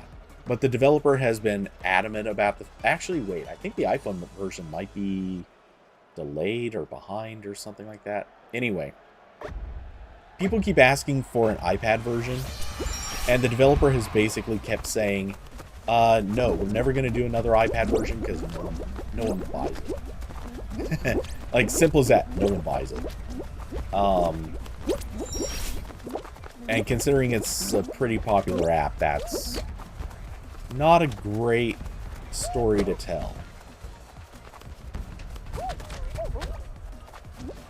How did I get pushed back?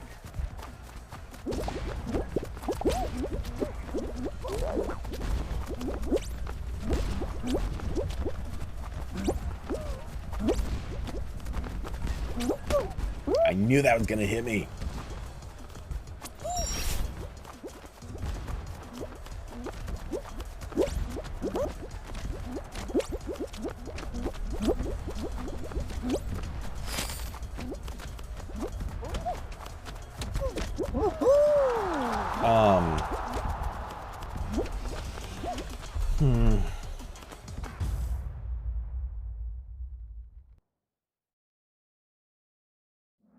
But yeah, there's so many different things that I've thought about building over the years, but a lot of them are either, again, like a saturated market. For example, time trackers. There's an old joke among contractors that at some point, if you're a contractor, you've built your own time tracker. I've built 2 or 3 of them. Technically, one of them I didn't build, but I took someone else's that he was using at the company, and I basically turned it from being a very, very super basic app into, like, pretty feature-rich. So I'm counting it as building it.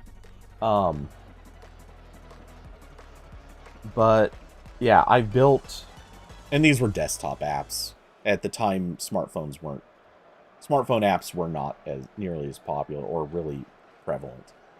Or, well, even in existence at the earliest stages.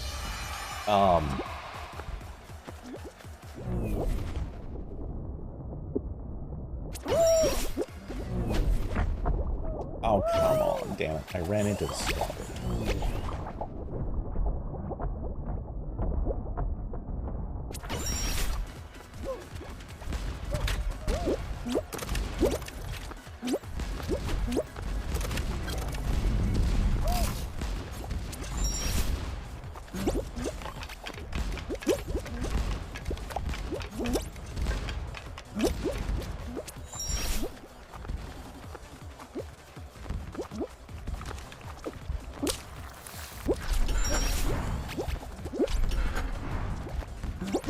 Oh, come on.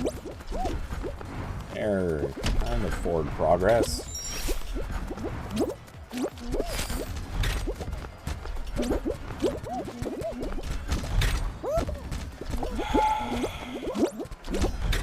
Hey! I got kind of lucky with that. I'll take it. A lot of network utilities, yeah. That's not uncommon. Barcode and QR scanners, inexplicably still popular. Yeah, and they're extremely saturated. Those have been saturated for years. That was probably, I would say, one of the first oversaturated apps to ever exist was QR code scanners.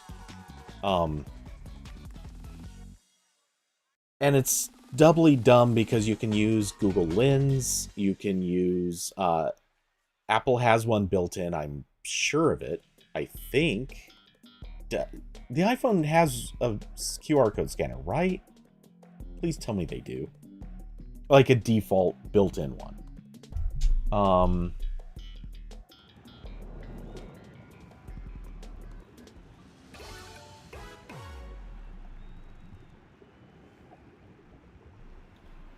Oh, wait. I just had a...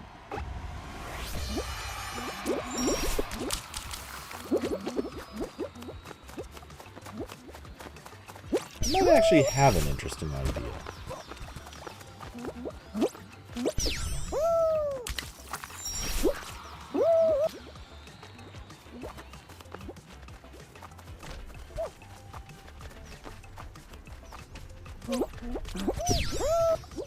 Wait, what?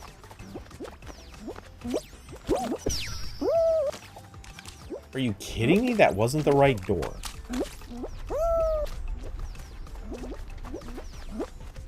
Oh, I see why it was... Yeah. Okay, I did screw up.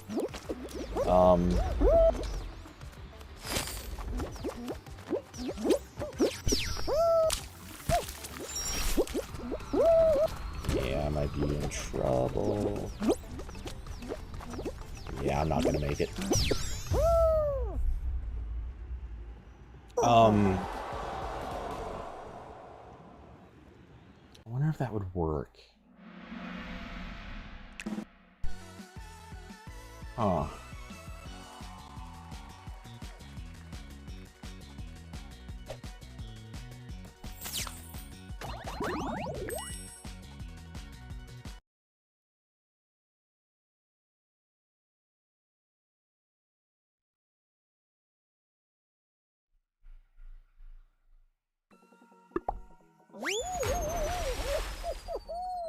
I wonder how you detect if Android Auto is running.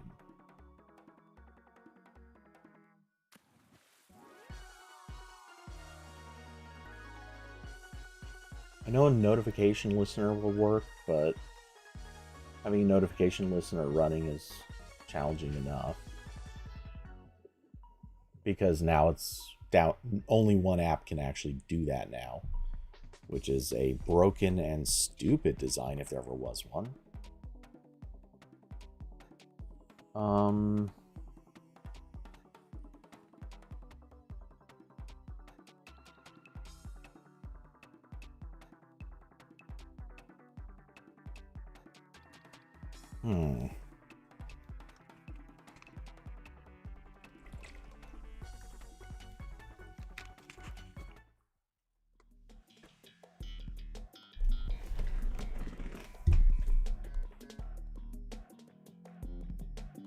I suppose that could be a activity listener,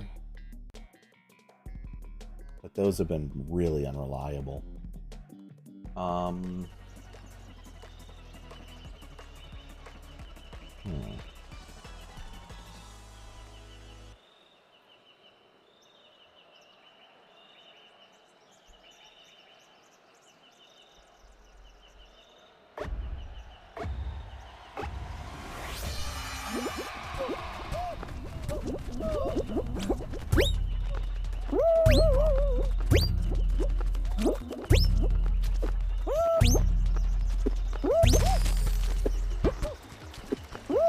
What? I definitely should have bounced high enough to grab that edge. For some reason, I didn't. Yeah, something got changed in the way these maps are working. Because it used to be reliably every single time I could get up on that higher path.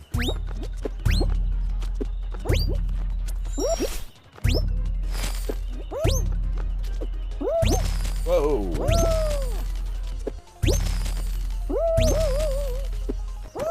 Damn it.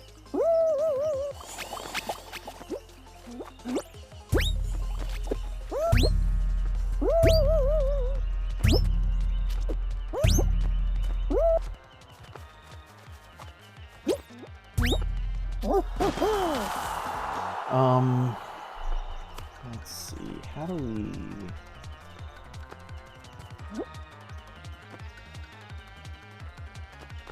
Oh my god, seriously, why is the Play Store on the web so bad now?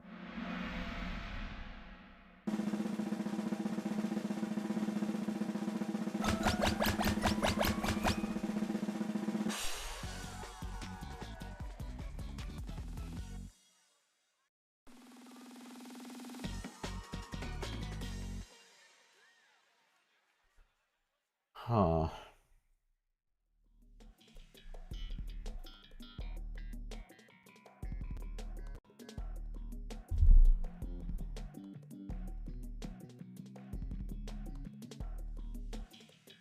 It's funny because as I look over, if you look at the Play Store, look at apps and look at the tablet section. Now, maybe not all, certainly not all of this, but as I look through it, almost everything they're recommending is either a streaming service or it's basically a very lightweight front end to some other website.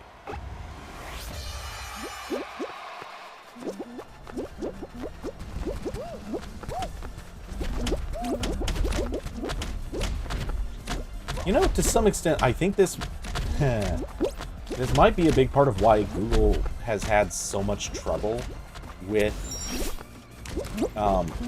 wait, how did I get...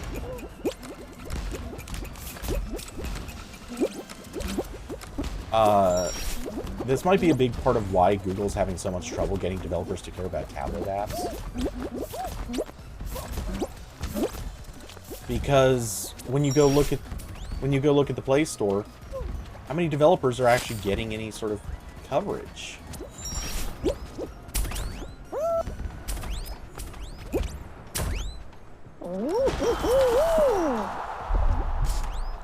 Because if all you do is go there and your recommendations are Spotify, Deezer, Disney Plus, Netflix, Hulu, that's literally that's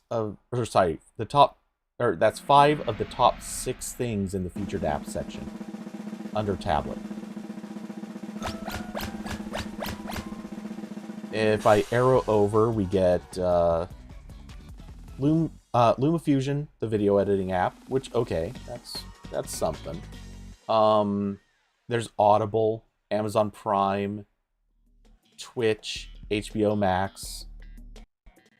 Let's see. So out of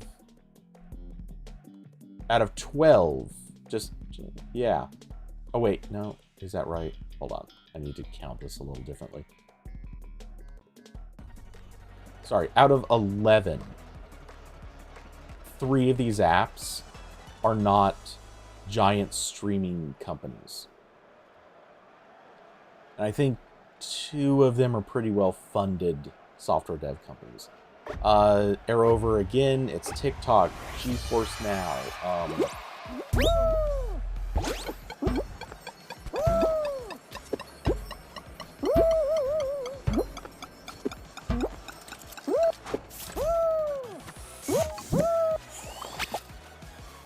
oh, come on, don't throw me out to the bad side.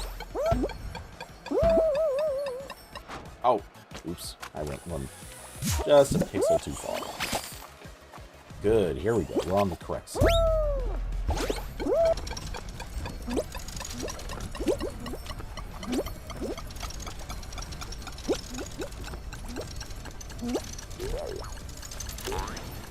Oh, how did I not stay up there?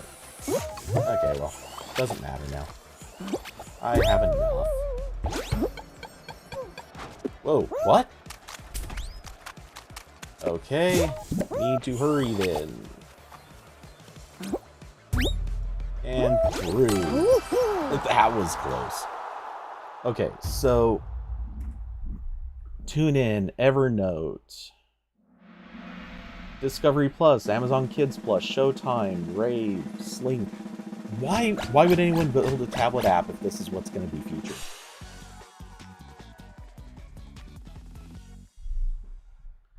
Don't just put the same stuff on there that's featured on Android TV, probably on phone, on Chromebook. I bet all of these things are featured across every one of their main sections, except obviously watch and car.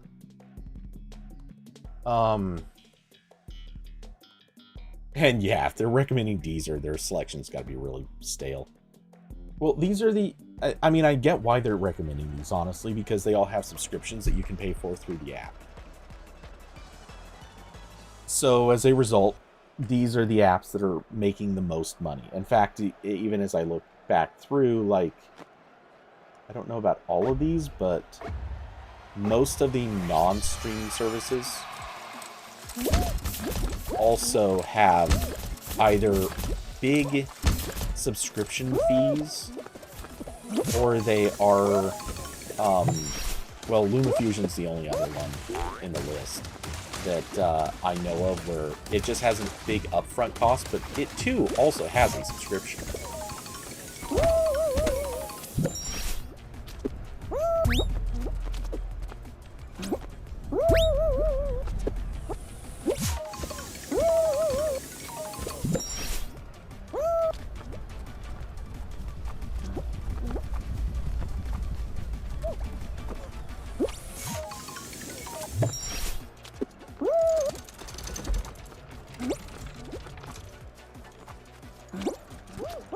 Really?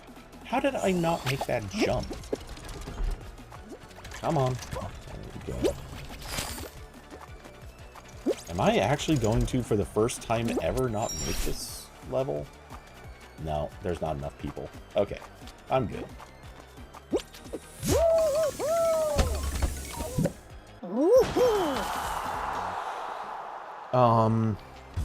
Hey, for what it's worth, the fact that they're recommending Spotify also shows that they're not really going for the best apps.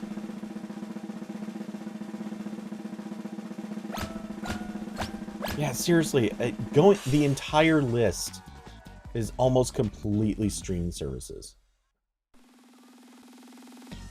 That is really bizarre.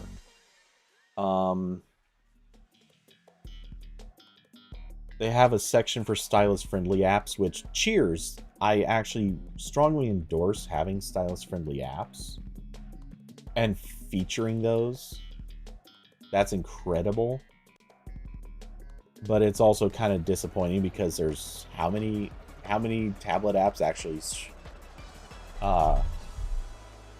actually support styluses, like proper support. I'm not talking about just any old cheap stylus, but you know, an actual working stylus.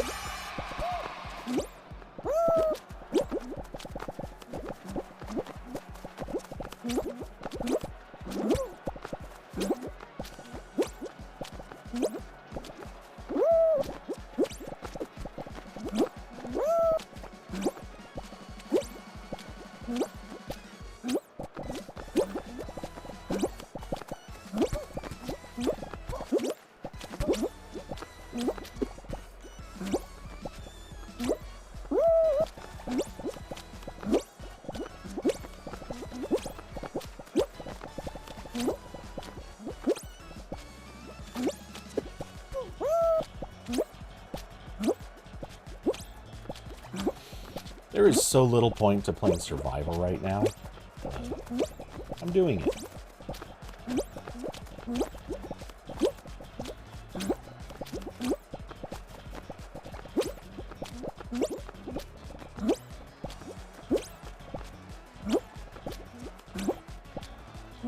Oh, this is not good.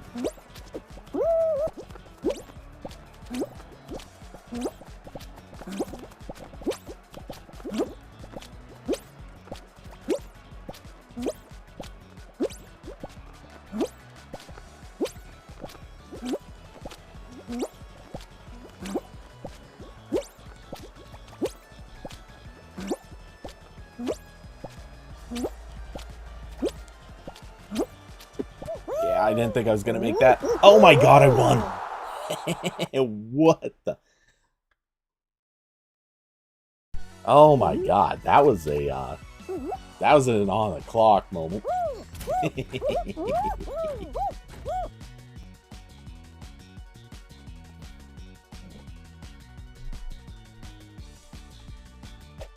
I wonder how many people are just like, we'll make it, we can make it. All I gotta do is clock out someone else. Grandpa, oh, come on, man.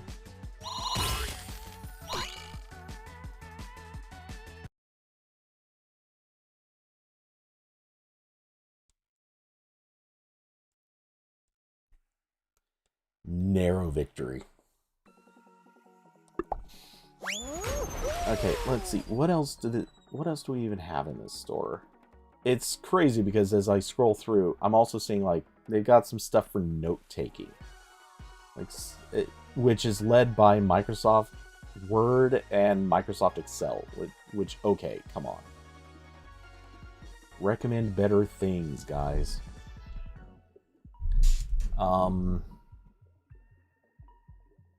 Book reading apps, which okay, that's a valid one.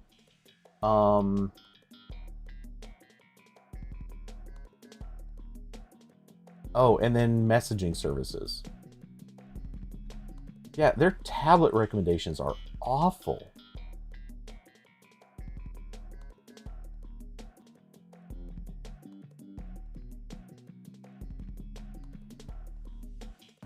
Google, this is exactly why. DXZHY. What name are you under?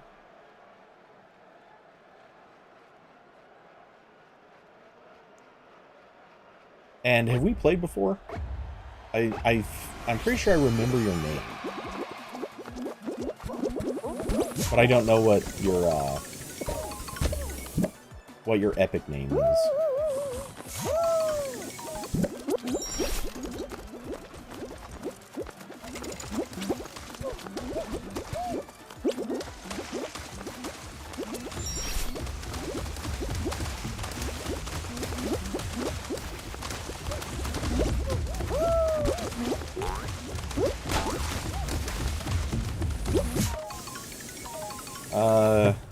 Oh, okay. I feel like I don't remember that on the friends list, but I'll check in a second.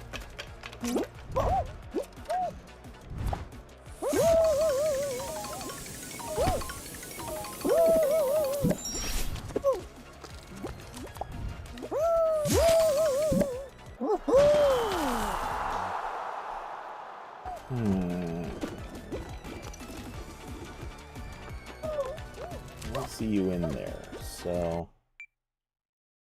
let's see. EX. Oh, ZH.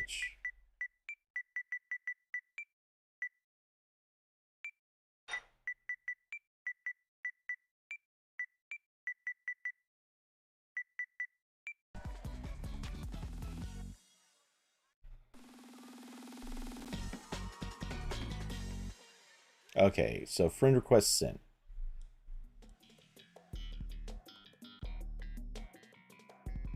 Is someone with 300 crowns just lost in the game? Okay, but I dispute anything about 300 crowns, or sorry, 3,000 crowns meaning anything at this point, because 2 or 3 seasons in a row now they have done like into the season. All you have to do is literally play rounds and you get crown shards. So, and these are like 2-week events, I think it is. And there's no limit to how much you can do with that. So, there are a lot of people like, all you need is to automate new rounds and you will get crown shards.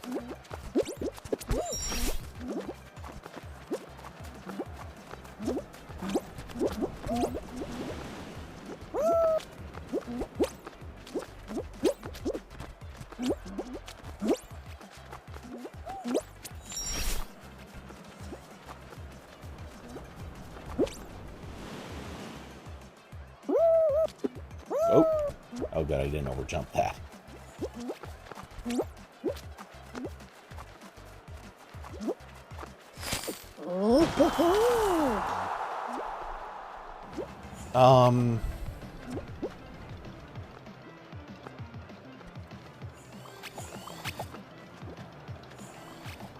But see, that's what I'm talking about.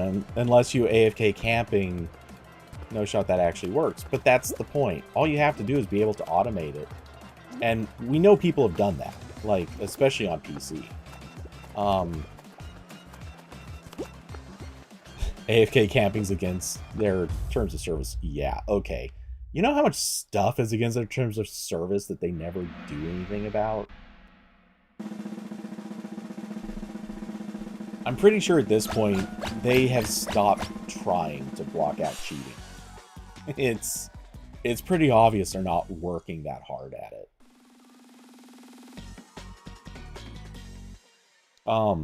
Nevertheless, they, yeah, I don't hold high hopes that they have their act together on anything. Okay, so let's see, really quick. All right, hold on. After this round, assuming I make it through this round, and I should.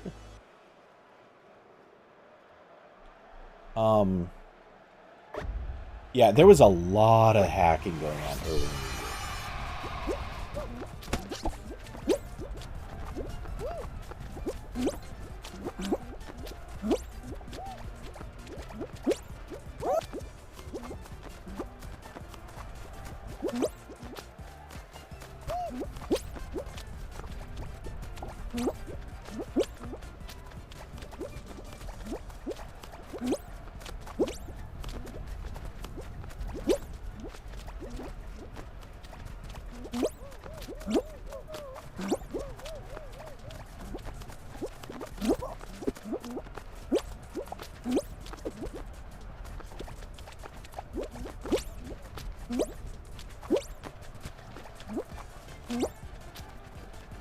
I don't like the people just hanging out there camping the bottom.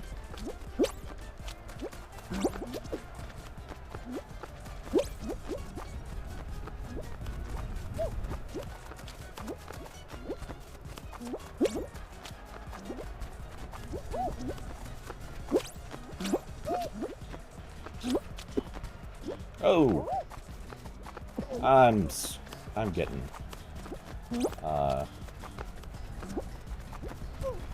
I'm getting too risky with my jumps.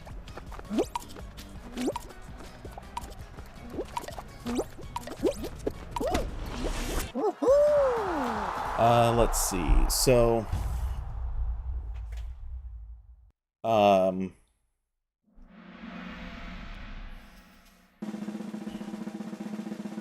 mid-January, you saw, like, yeah, there were so many hackers. It was ridiculous. There were very obvious cheat methods going on.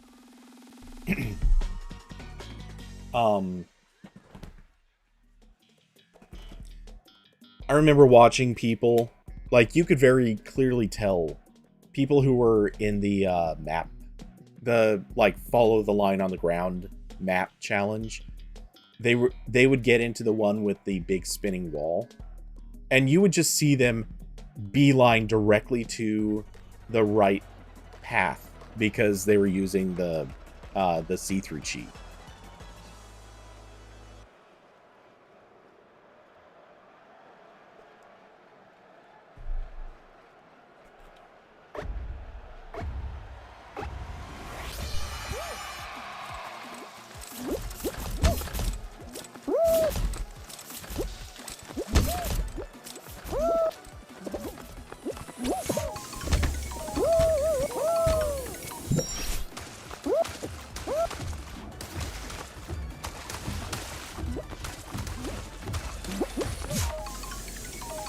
Should have taken the other pipe, but oh well.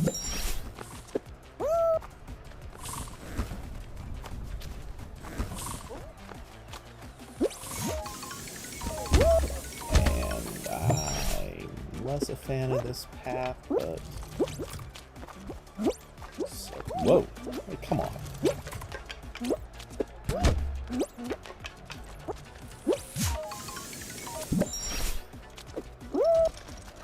No! Not off the edge. Okay.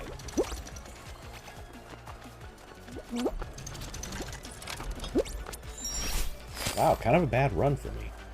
This is almost close.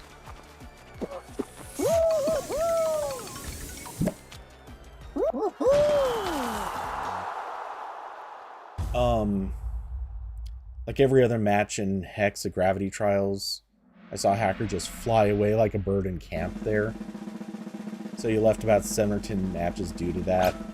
You were mad. Yeah, no. I never, you know, I never really saw that one. I did see some people who would mysteriously, like, always kind of be able to hover a little too long and their jumps were too high. I never saw anyone actually, like, fly. But that kind of doesn't surprise me. I also saw the grab hack in heavy use. By the way, I'll send the invite now and play through this level. Since this is final anyway.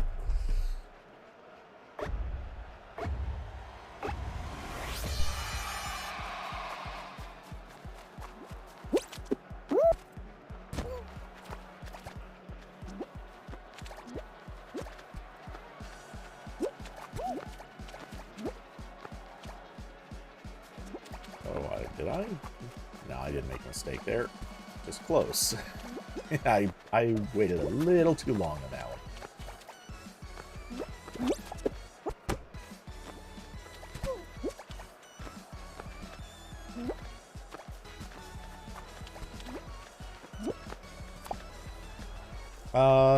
Maybe another victory. I have a good run on this level, but I do sometimes screw up on this in the dumbest ways. I either win this one by just, like, sheer survival, or I end up screwing up in just a completely lazy, dumb, like, I should have known better, or I just, like, I don't know, like, jumping into a gap by accident.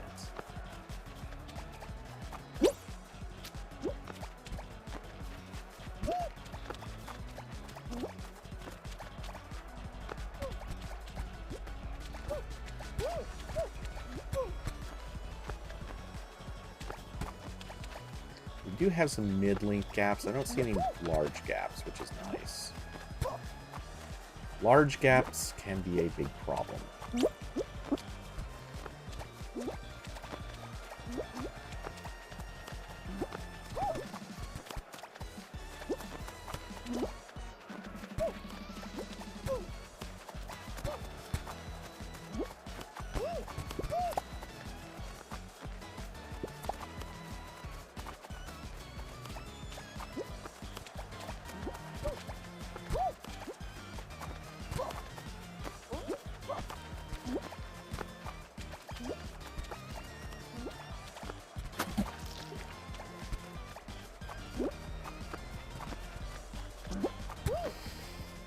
Okay. Big space before the trouble comes.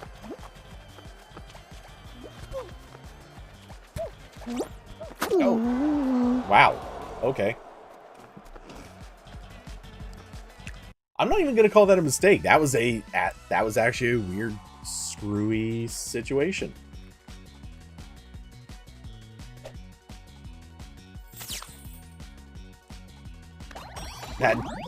It's weird that it actually usually doesn't happen. Normally it's either a completely stupid situation or just like the impossible spots. That was just a really weird. I thought something should have come up. Normally there aren't large gaps. Okay, so what mode?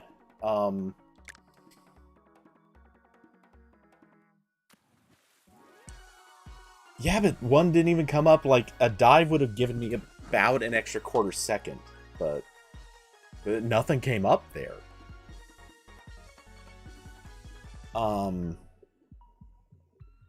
Regular solos? Okay.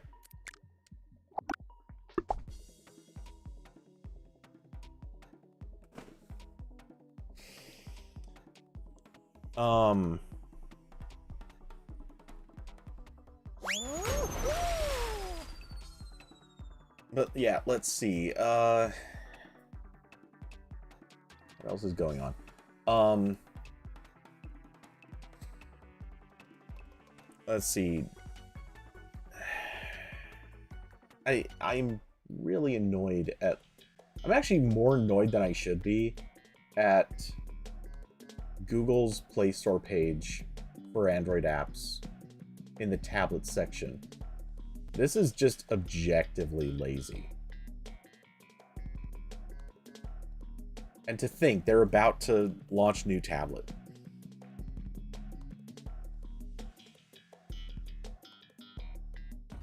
You saw that outfit combo? Was it just gold? That's kind of what it looked like. Guess I can go back and stream and check.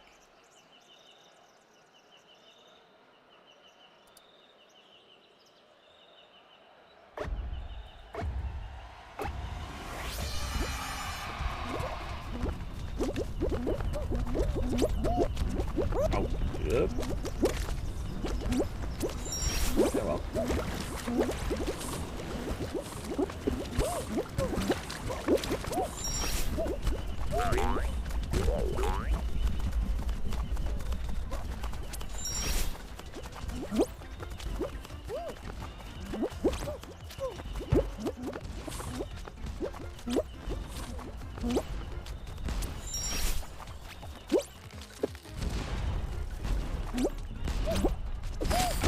That was a bad jump, but oh well. It hardly matters.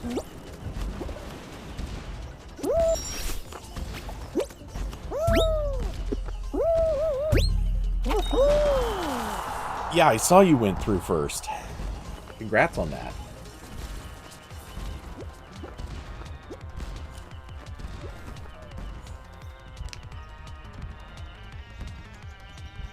Oh yeah, okay, I see the outfit's a bit...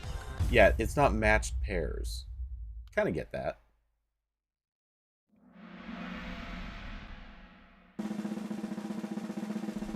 Is there a hotkey to jump to live in YouTube stream?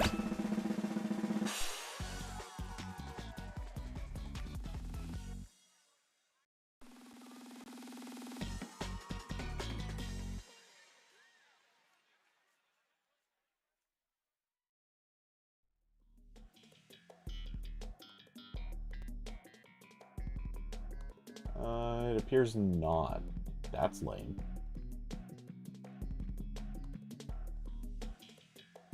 Just have to hit the interface.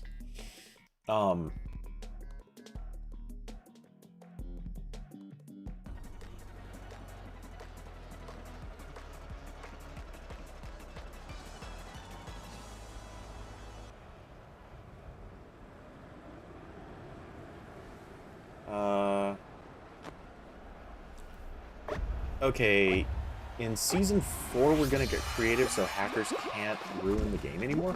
What does that mean? I haven't been following the news. Is there... like, what are they changing or adding?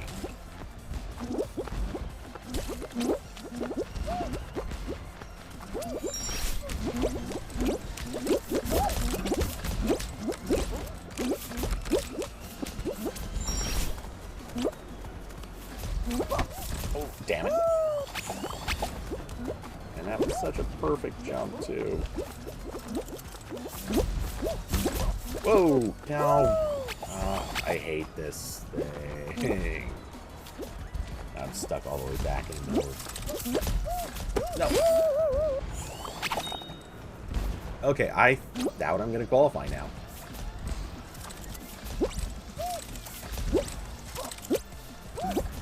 Yeah, there is no chance I will make it.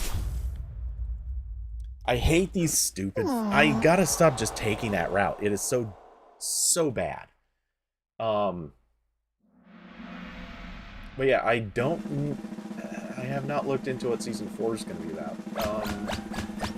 David, seems like a good reason to build a tablet app. Like I said, I will. I just need to actually find something that makes sense for it. And a tablet app actually fits my goals really well for other reasons.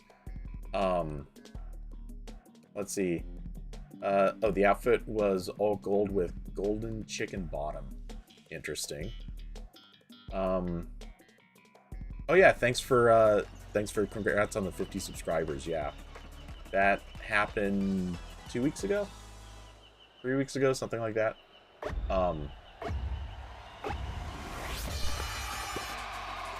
You got second. And there goes the all gold.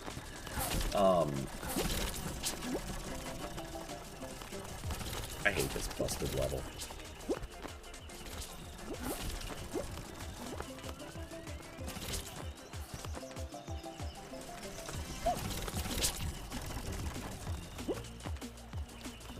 Okay, that's an interesting pattern for this. So, rolling into their rotation to stay mostly in air the whole time. But you never stay in the same spot each time, which is kind of useful.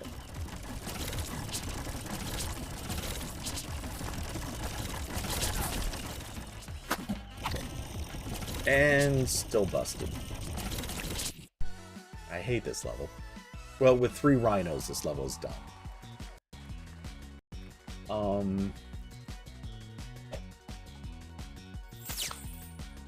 Yeah, that's the problem. All the rhinos can just target you and you're screwed. There's just nothing you can do.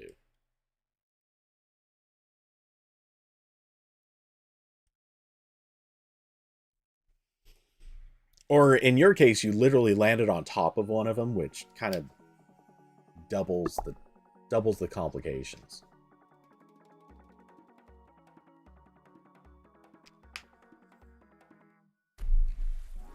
Actually, what were the specials? Oh, they do have extreme solos. Interesting.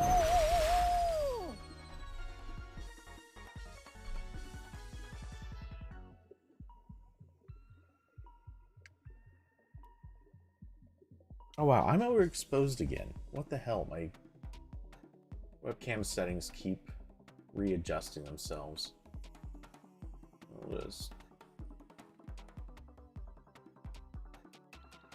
Is that gonna fix it? Yeah, that's better.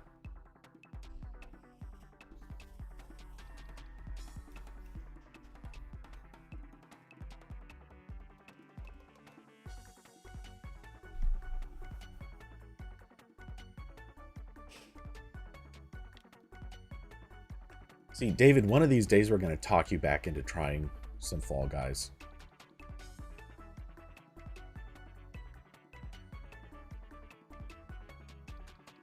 Get you to endorse some of this punishment along with us.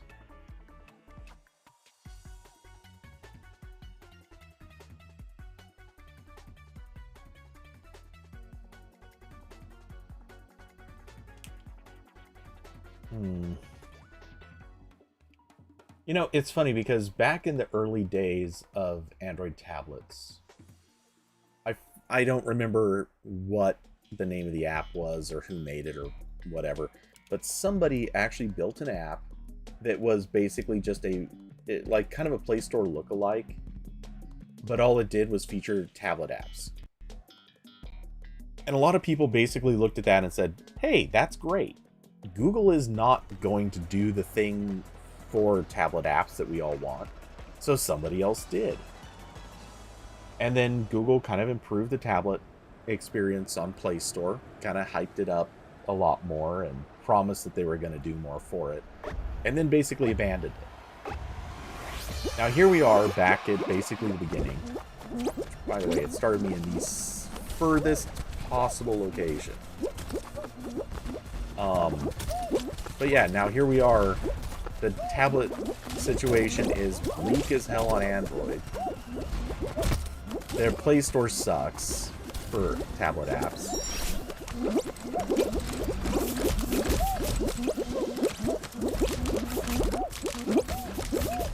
And yet again,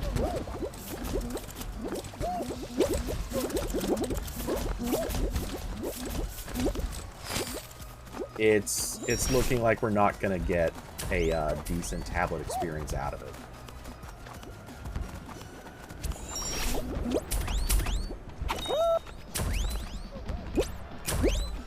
Come on. There we go.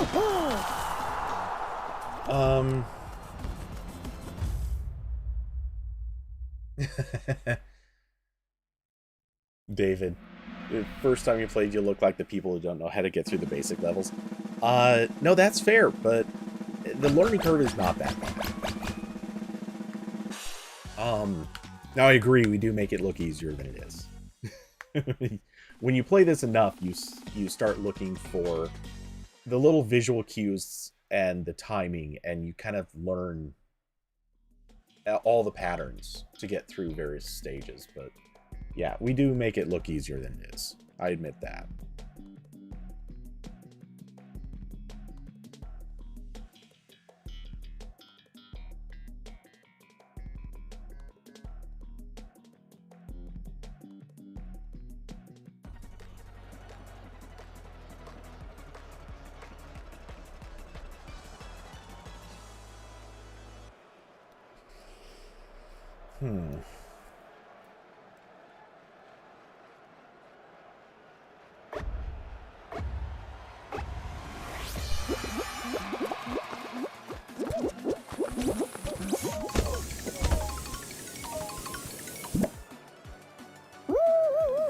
Oh, wow.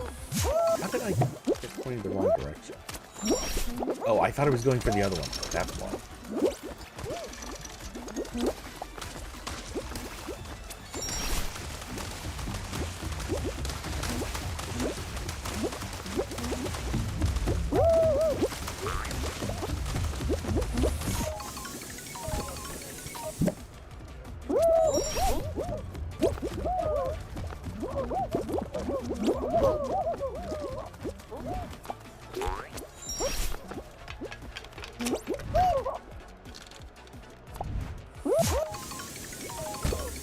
Oh, damn it. That guy got shot ahead of me.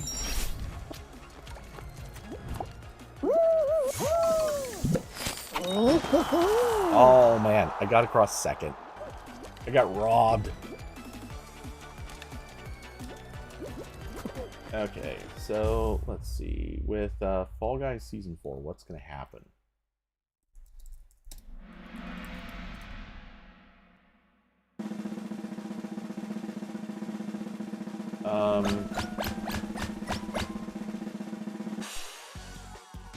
It is unofficially known as Season 10 by legacy players, blah, blah, blah.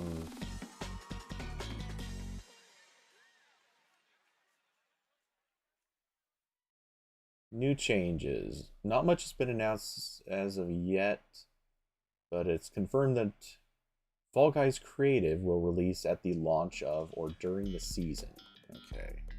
Pull up what that is.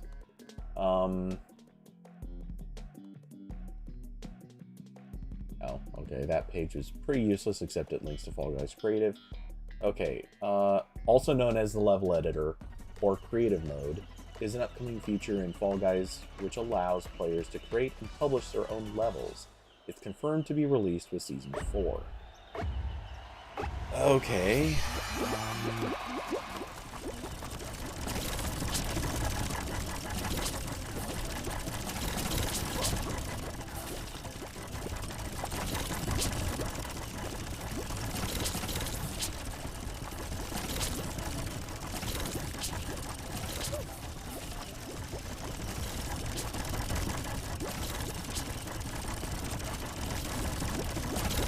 Ooh, bad spot.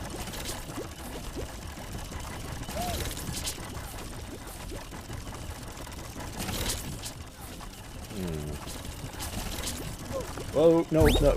Oh, saved by the... Stop it! Stop chasing me. What the... Come on. I got 1-2 punched right out of it. Looks like there's Looks like you did too, so I'm gonna bail out. Yeah, that was some garbage. I was doing pretty good too. Okay, so let's see. At least you got 60 shards. That's something. Okay, so features. Fall Guys Creative allows players to create custom levels. Players can create various obstacles and decorations around their level, and can adjust each obstacle's parameters. Each obstacle and decoration takes up a certain amount of memory units. Each level allows for 1,000 memory units to be used. There are multiple levels that players can create and play, including race, survival, crown grab, and rising slime levels. To publish a race level, one must complete their level within a certain time limit. To publish a survival level, one must survive for a certain amount of time. To publish a crown grab level, one must grab the crown. Duh. Oh, yeah, okay, these are the obvious ones. It's currently unknown how many players will access community levels. Okay, so I feel like this won't really stop cheating. It might help. In some levels, this will help. I don't have a ton of faith it's going to eliminate that much, though. Because there are some types of cheats that are just still going to get through a lot of this stuff.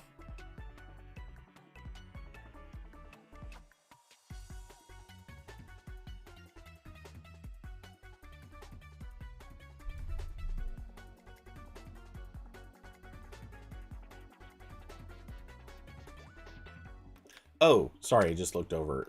Kraken? Sure thing.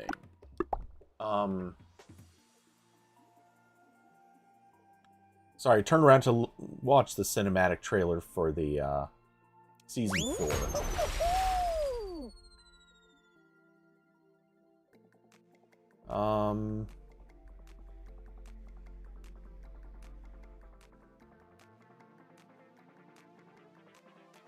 Oh, interesting. Definitely a few new mechanics.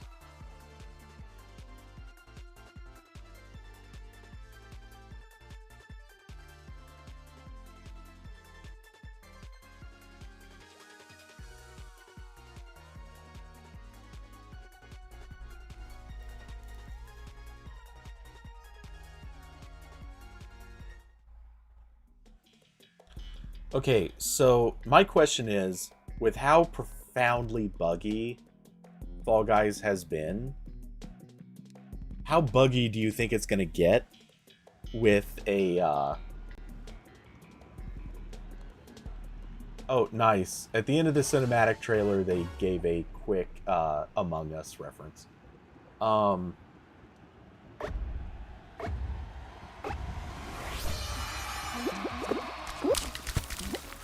But yeah, my faith in their ability to get something out that's not going to be just horribly bug-ridden.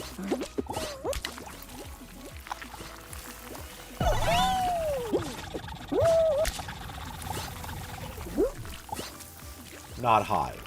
That's what I'm getting at.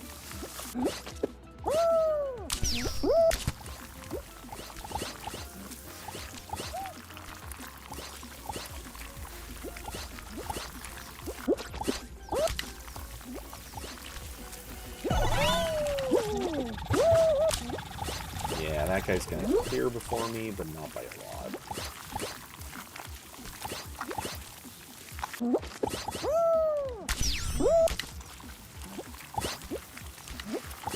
And really only because he's using the spinning cheat.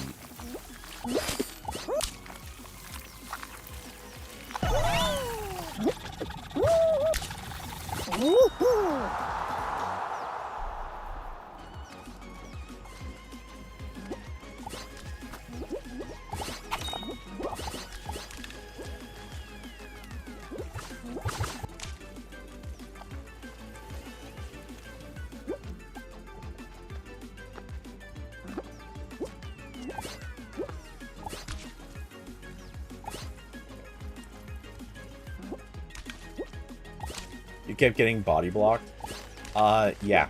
Happens a lot in this one. For the most part, I'm pretty good at avoiding it, but every once in a while. Would have been hard to get...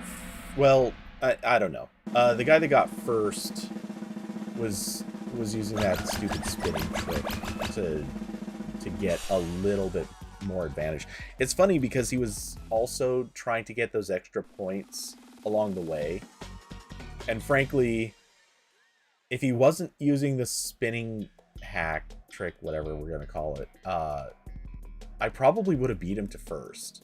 Because he was using all the methods that, frankly, do not get you points faster.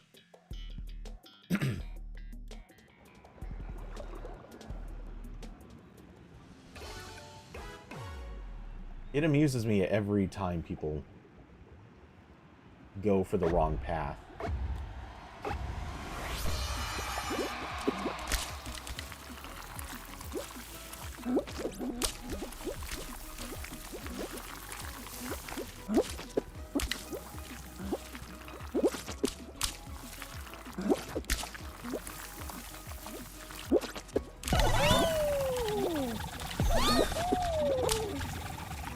Wow, you rocketed ahead.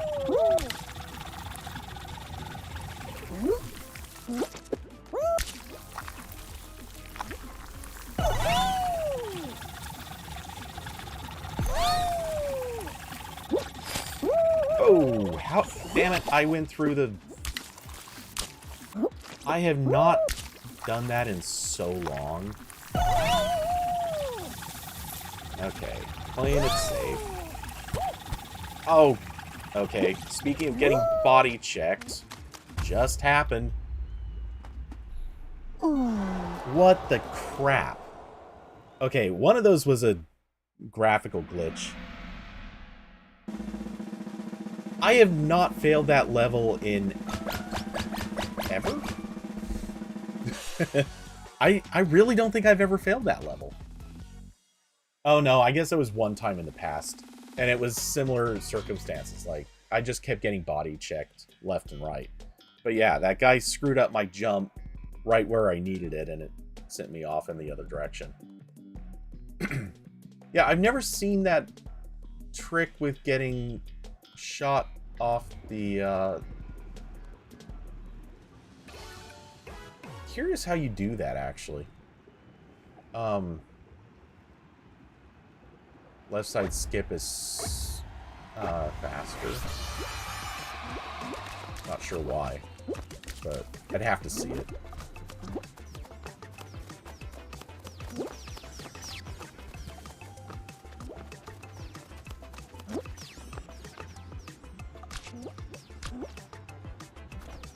Yeah, you're playing on PC, so you can also take advantage of the spin.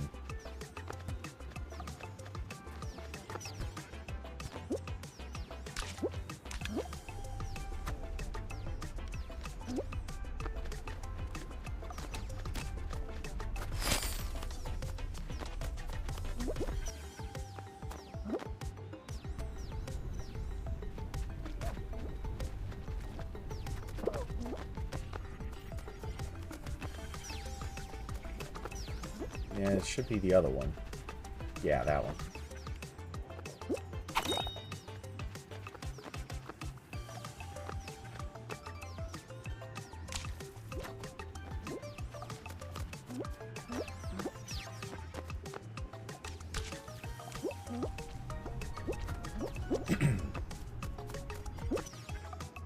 You got fourth with bad spawn. You know, it's weird. I still feel like half the time when I go into this level, it will just sit here and watch forever as people cannot fill out even just the solo playthrough. There are other times when I play this level now, it's so abundantly clear at least a few people are cheating. Because people will just race right through all the hardest stages. Well, particularly the wall, this one. And you know it's because they're cheating. It's pretty obvious when they jump down and immediately go straight to the correct portal, like on the opposite side or something like that. All you need to do is just follow the lines. Obviously, yes. But if you can't see the lines because of, in that case, particularly the wall, you can't just follow the lines. The problem is, well, a lot of them were using a hack. They're using a hack that makes the wall transparent. Dude, I literally know it. I've seen that. I've seen recordings of that hack. Like, it's a common thing.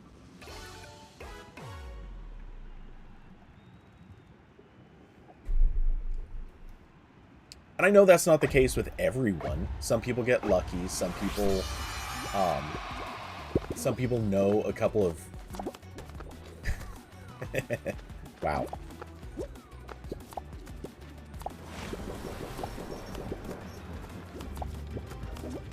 The people who don't expect it coming on this map is always funny.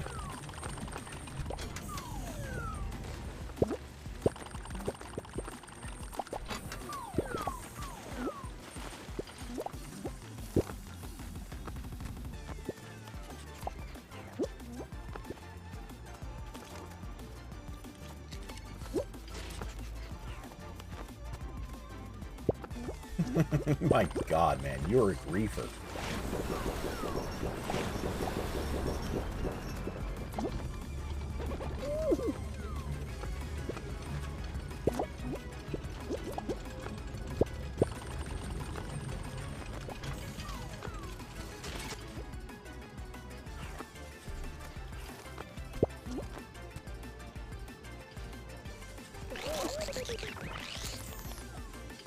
What in the world was that?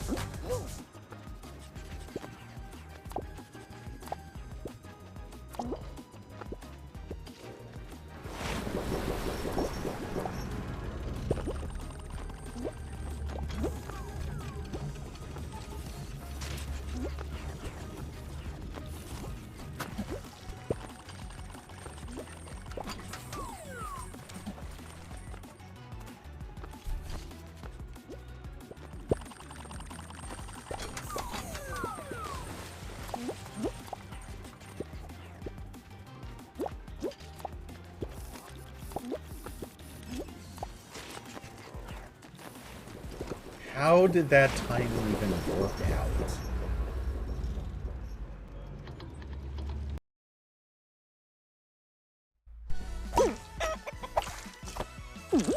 Easy win. That was an epic amount of trolling.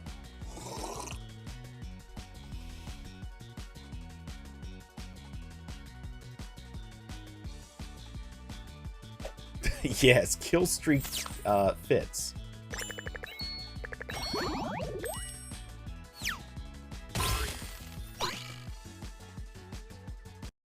Oh, come on. Get through the reward screen.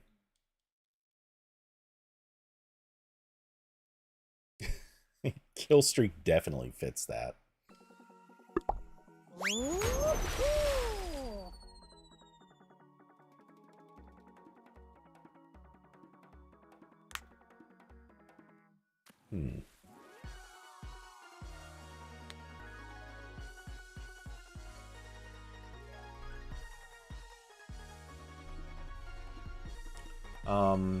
Oh, by the way, Curvy, I don't know if you're still around, but if you are, welcome back. Sorry, I think it was in the middle of saying something when you messaged about that. That was like 6 kills in a row. Yeah, no kidding. You took out a good roughly half of the people there.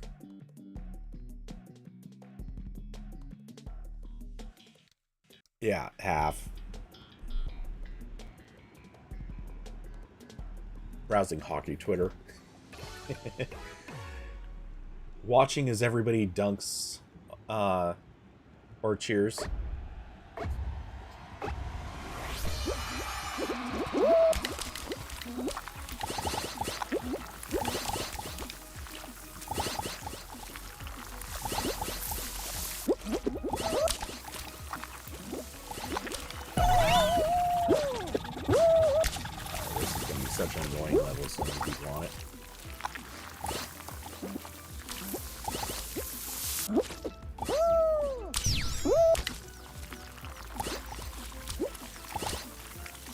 Oh my god. Come on, witch.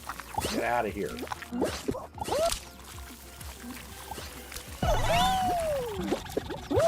outpacing you without using the cheat. And you just body check me into the thing.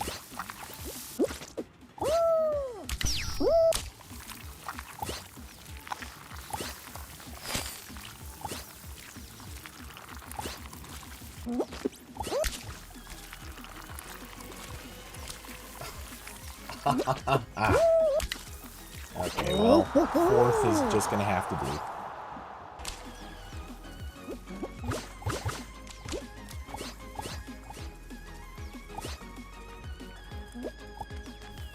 Oh, that dumb witch kept getting in my way every single time.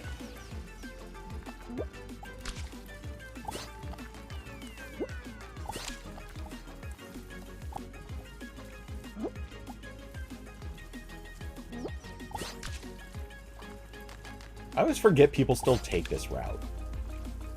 I thought everyone knew by now that the upper route was bad news.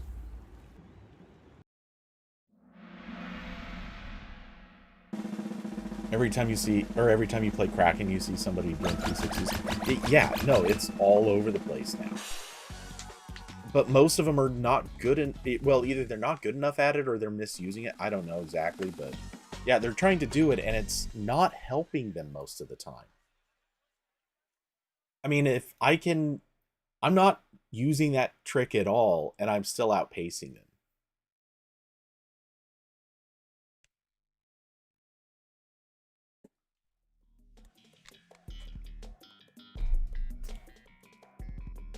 I can't count how many times I've done races down there. Oh, they're good. They're getting rid of that. Excellent. But yeah, I was, yeah, you need a PC, I know. But yeah, the thing is, I can't tell you how many times I've played, that track, in particular that track, and somebody's doing it, and it just doesn't help them at all.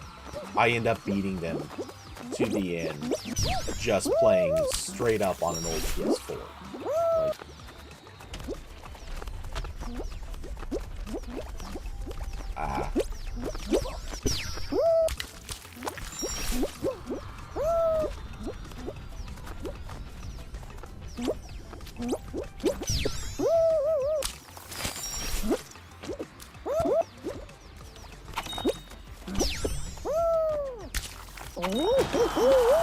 yeah, I just followed the leader on that one.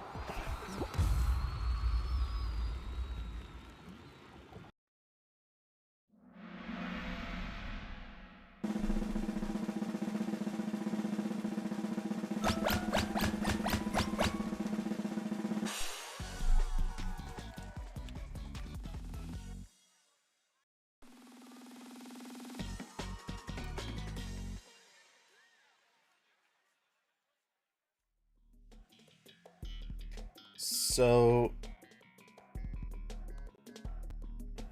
well, right, but it doesn't matter if the thing is, the 360s, I don't think they even help you on that race level.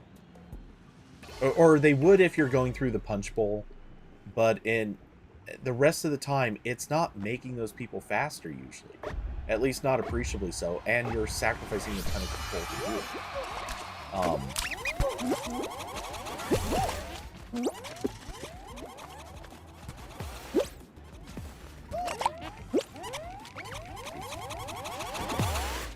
Bad throw.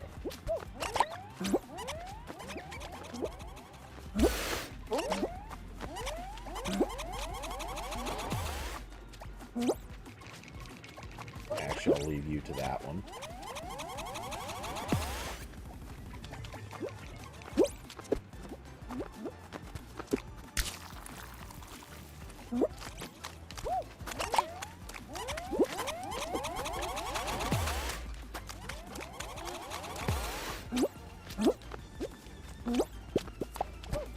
Yeah, this is the same witch.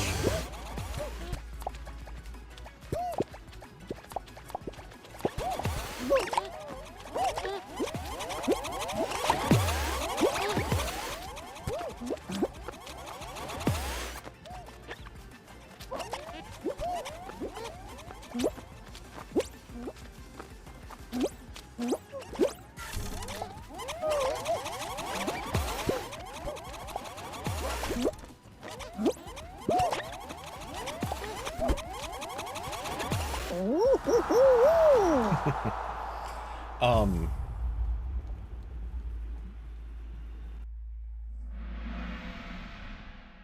Let's see, oh yeah. Yeah, you tried playing Fall Guys and that was with the ultra wide. I mean, I'm sure I would have remembered doing and seeing that too, but pretty much the only time I consistently play Fall Guys is when I'm streaming it. So it would be passing through the capture card anyway, so it's always going to kick down to regular aspect ratio. Wait, Curvy, you're switching to ultra wide. I seem to remember you being very anti-ultra wide.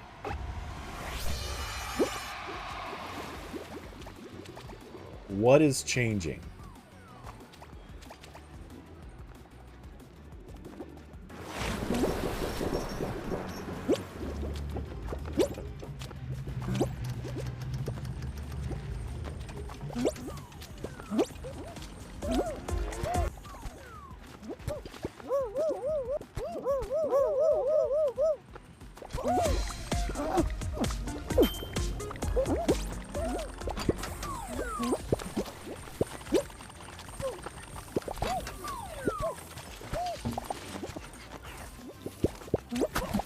Damn it!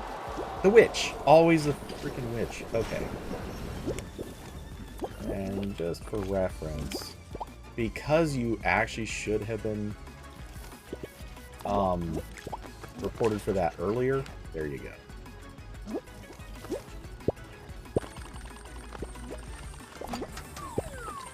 It's the same person who was doing spins, so I'm just gonna call it a reporter anyway.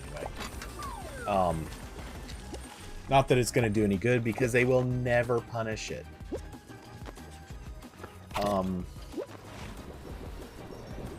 Let's see. Curvy gives you an advantage in first-person shooters. Yeah, 100%. Holy crap. Okay, for as much griefing as you did before, this one's just as intense.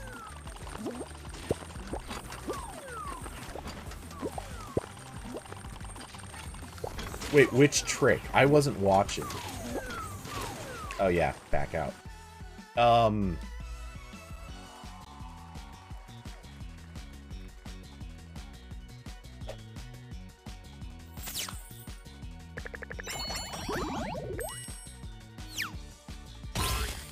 Okay, this will take a second to get through. I haven't been playing for the last few weeks, so I'm getting caught up on a few of the party rewards. Really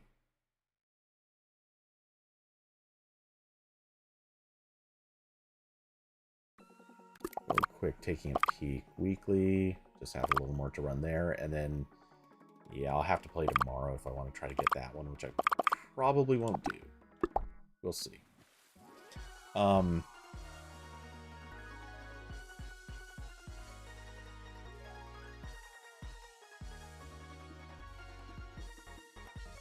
And David wants to throw his current in the trash.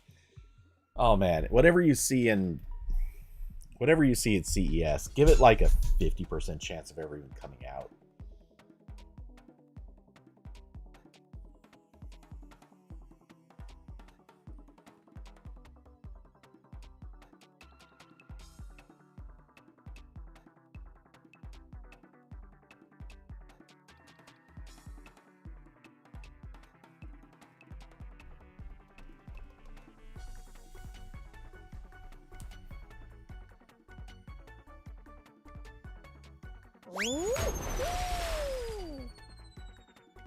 Okay, so I'm not sure how you want me to say your name, but I'm just going to call you DX for a minute. Okay, always dig the Slimer, for sure. But, so, when you say the Kraken still hit you after you did the trick, which trick? I'm curious. Because I feel like there's so many tricks attached to that level. I've watched people, and I think I even saw you do this, like, the thing slapped the plate, and it looked like you just popped maybe the height of the bean into the air and then immediately went straight back down. Is that the same thing? You just jump over the Kraken's hand. Oh, okay. Well then no, that's not the same thing. I mean, jumping when the Kraken hits the table is one thing, but it looked like it had hit and you got knocked in the air, but immediately went straight back down.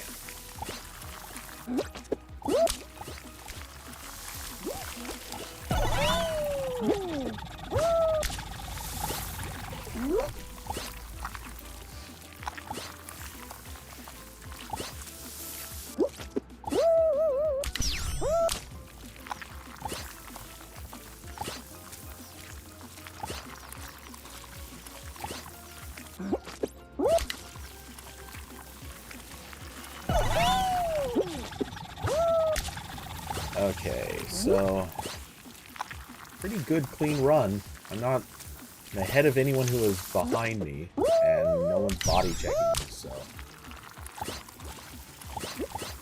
definitely no odds of not making it.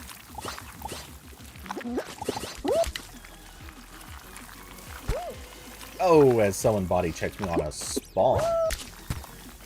And first.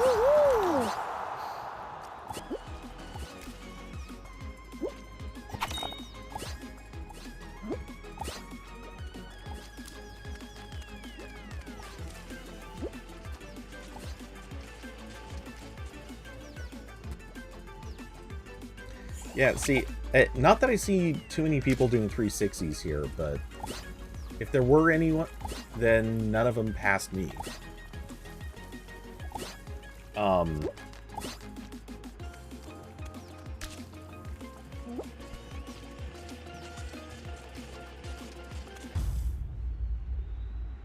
Let's see, curvy. Sadly, the top panel is going to be 32-inch, 16 by 9.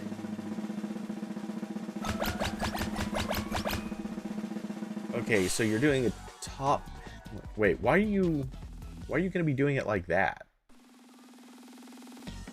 What is the top panel going to be for? DX. Yeah, Hoop Shoot as first round does suck. Too many people on the map, it makes it not fun. Or rather, it's just annoying to keep tripping over everybody. Though I suppose if it wasn't annoying, it wouldn't be Fall Guys.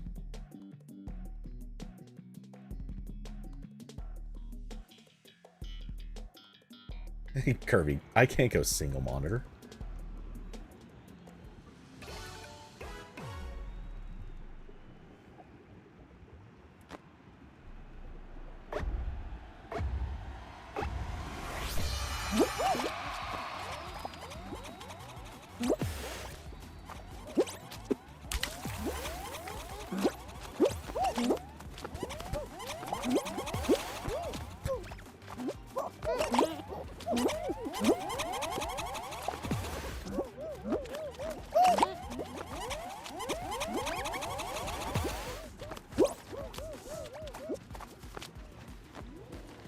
Oh yeah, come on.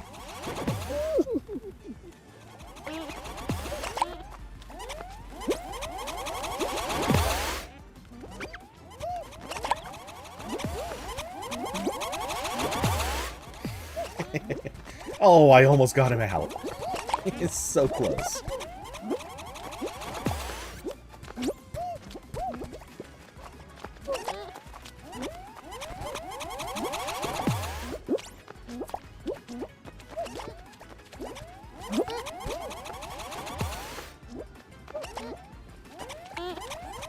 These people are so bad at this.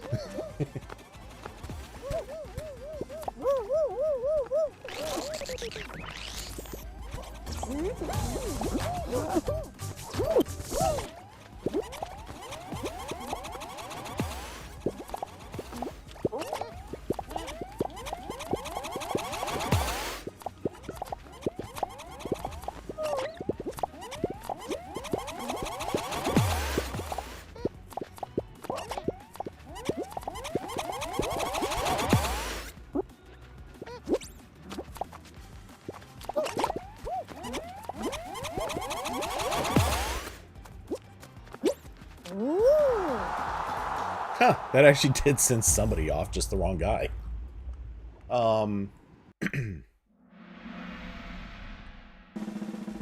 Let's see. Kirby got a 4080 going in the new system, can handle dual 1440 panels. You're gonna start streaming on Kick after it gets slob support. Slobs. I just was not a fan.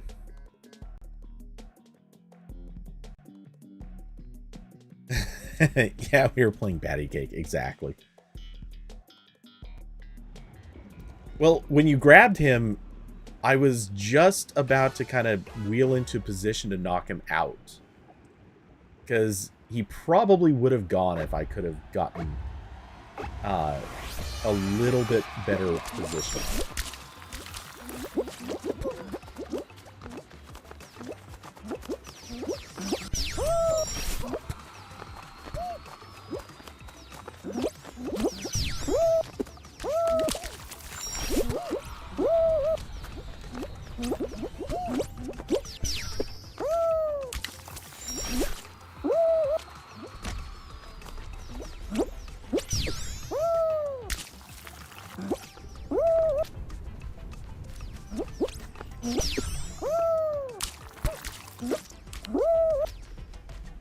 Okay, I've been following you, which is maybe not the best strategy.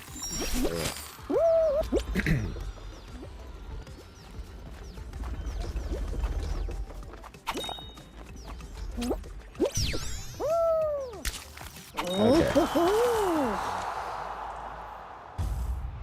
Did we backtrack? I think we did, right?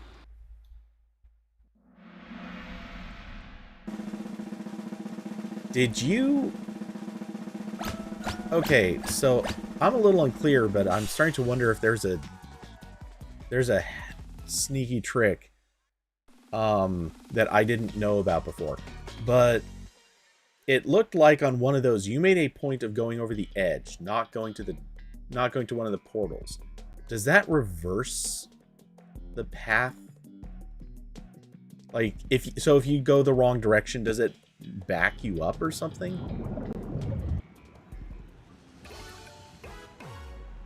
The firewall. Uh-oh. What's the firewall?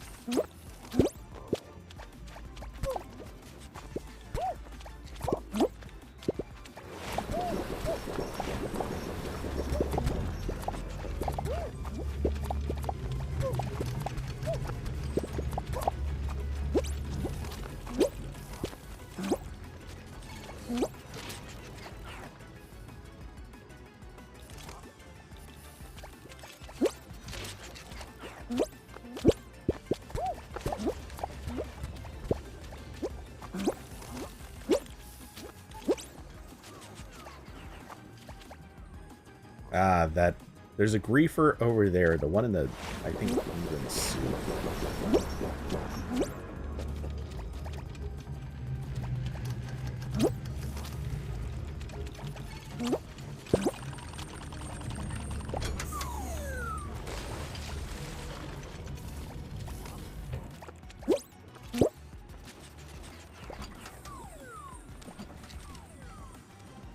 I've seen him trolling a few people.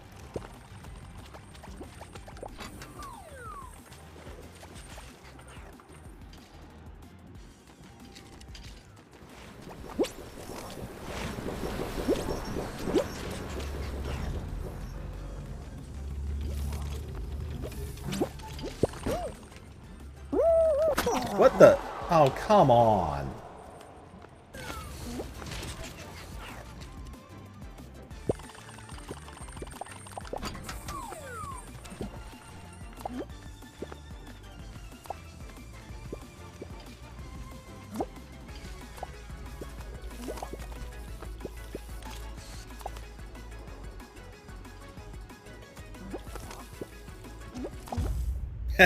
Nice.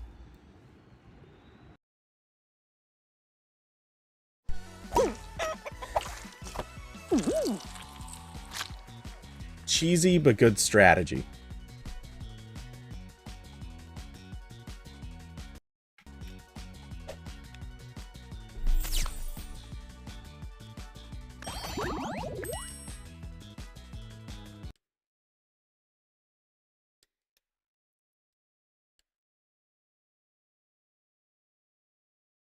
David, oh, I forgot about Kick, the truth social equivalent to Twitch. Oof. Harsh. Honestly, I have paid so little attention to Kick at all. I heard the name at some point, did not really know much beyond that. Is that actually what it is?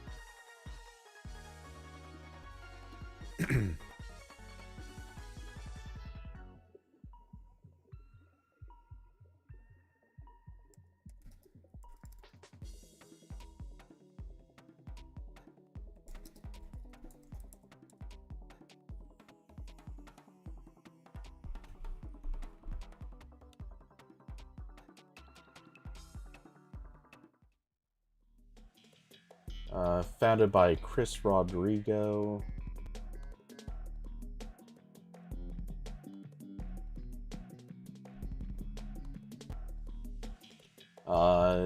It does not allow non-safe for work content. Okay.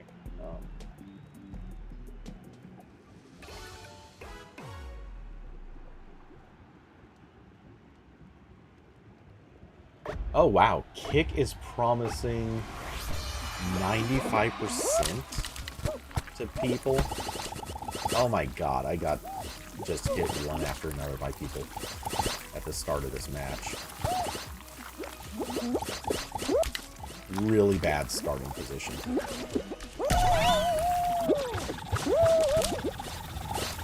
And I cannot push through most of these morons. They're all in my way.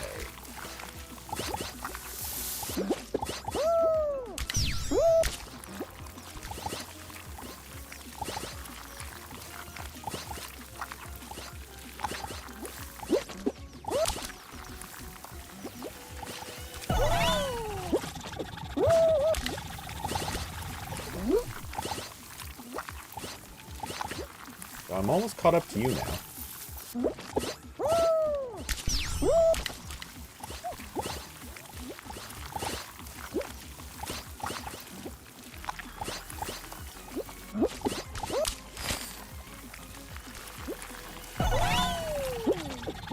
And third, maybe fourth, whatever.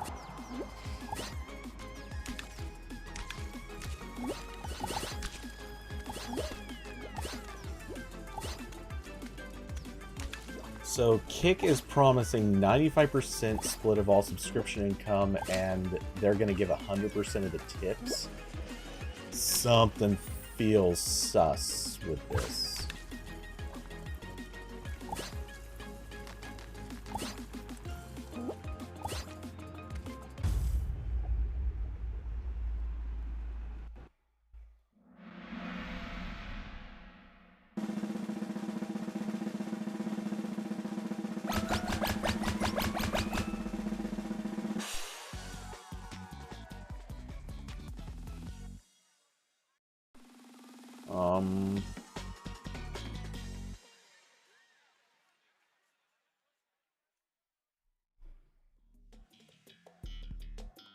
How are they gonna...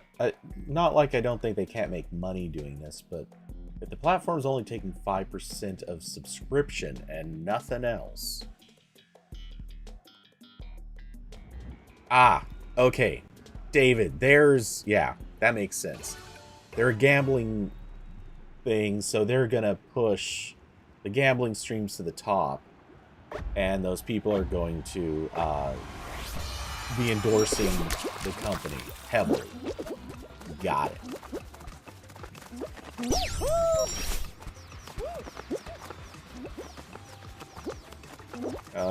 Nope, that can't be right.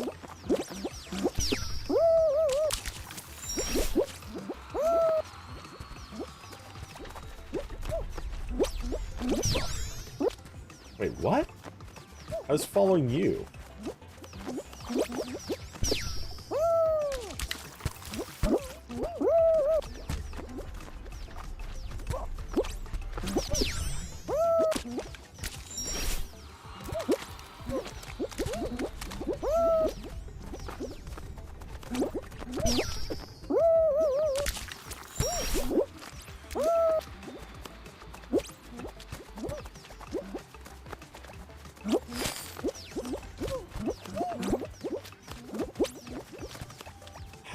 What is your strategy? Because you were not watching. Yeah. You were not watching them. I was thinking, how is it you're picking which portal you're going through if you're not following the lines? And you weren't moving around enough to be following.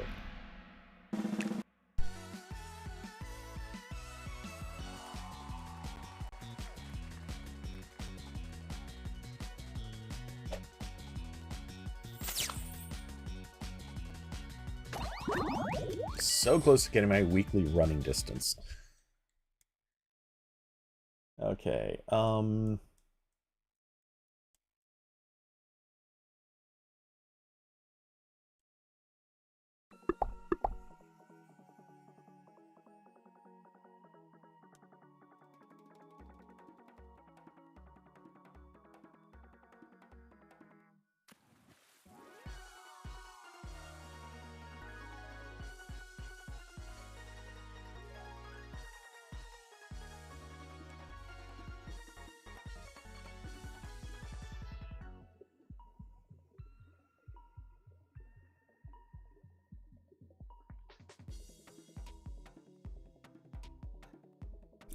yeah, the more I'm looking at Kick, the more suspicious.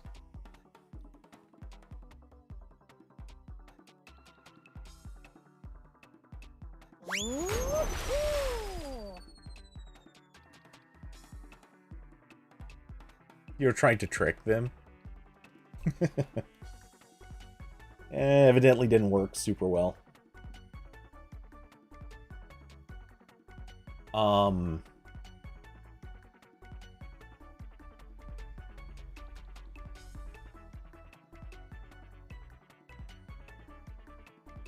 Okay, as I'm looking through stuff about Kick, it looks like this is probably going to be... You know, I wouldn't compare it to Truth Social, I'd compare it to Substack.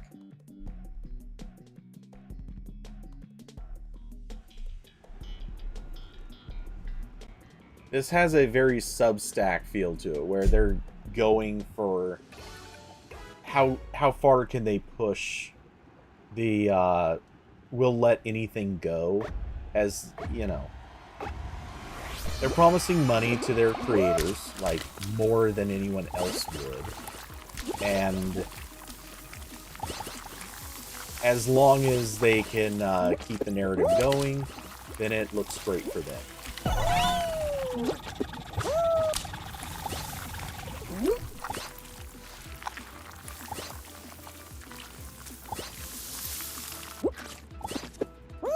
Yeah, I can't make that jump that way. Oh, well. Means a few people will get higher points on this.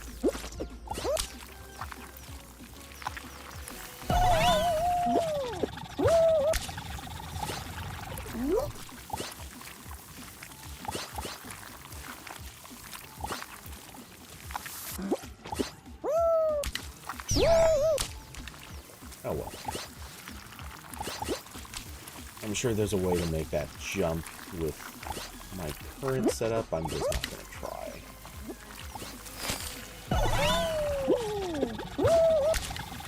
Third. I'll take it.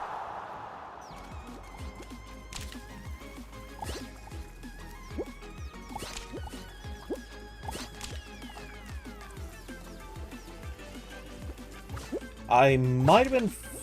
Well, I don't know if it would have made enough of a difference. There's a chance that I could have been first if I wasn't trying for those, that extra ring at the side.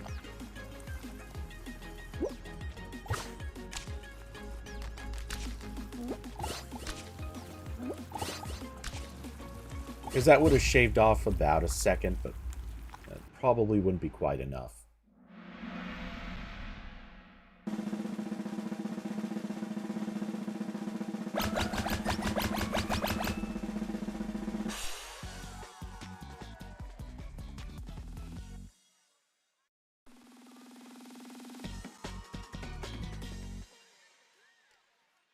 But yeah, we'll see what happens. There's good reason to go for the extra hoop, like one extra hoop in, I would say, the central path.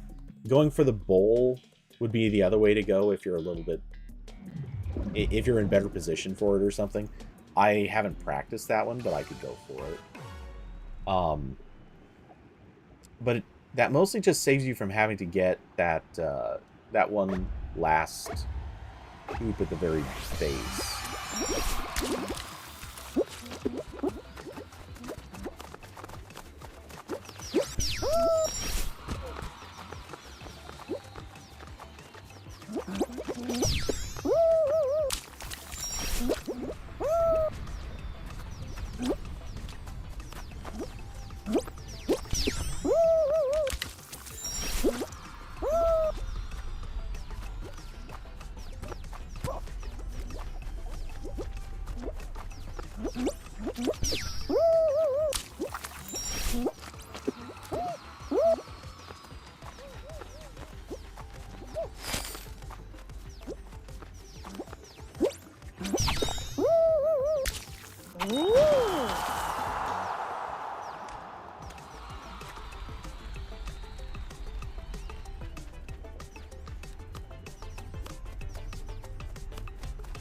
Oh, come on, people.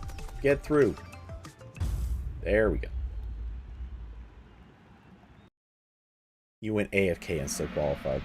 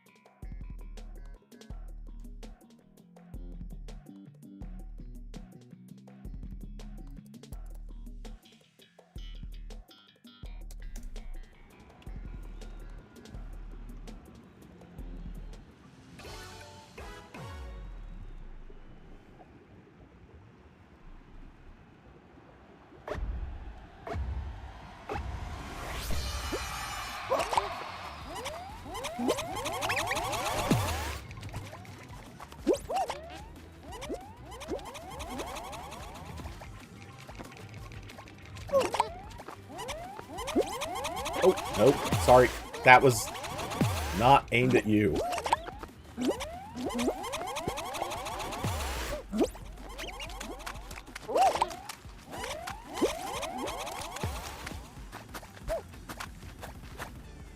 Almost a snipe.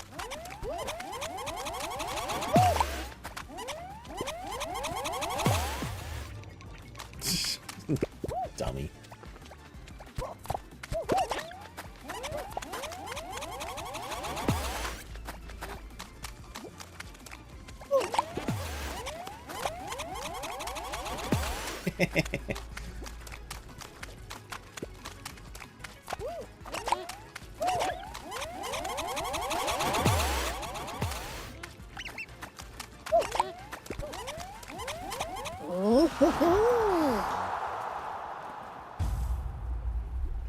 Okay, let's see. Okay, so Fall Guys new level. Outrun the firewall. Firewall's chasing you.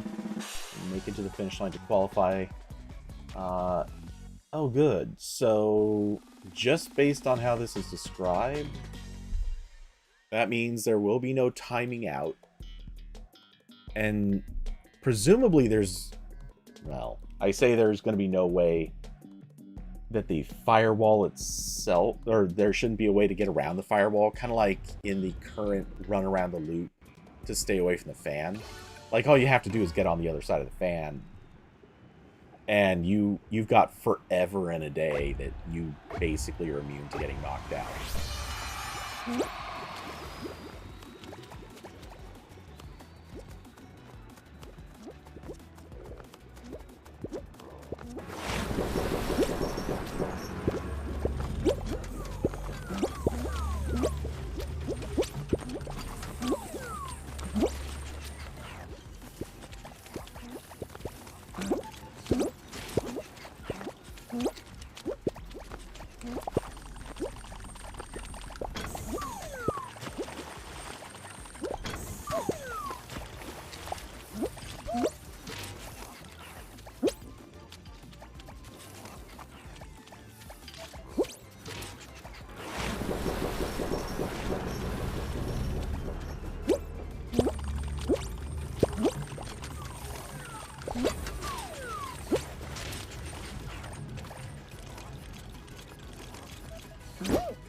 What?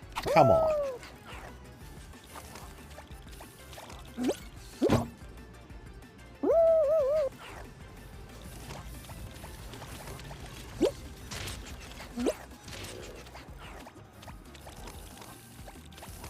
Oh, that's a few too many for my taste.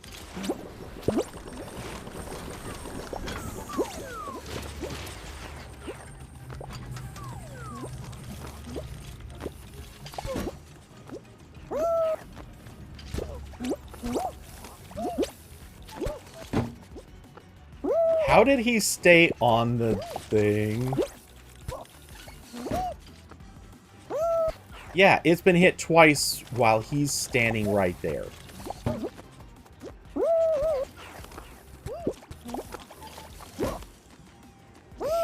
Oh, I couldn't veer myself back onto the platform.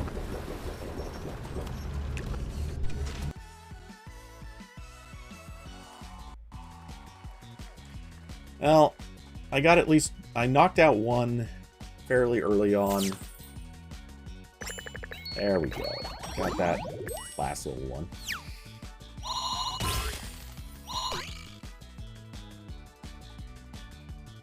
Yeah, there's a... Well, spam grabbing on that level every freaking time.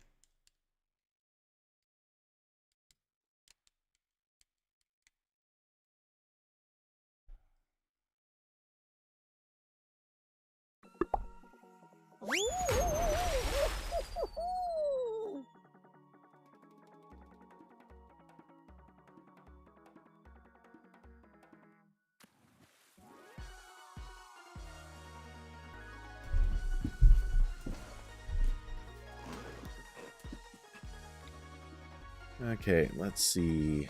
It is almost 8, so this is probably my last run.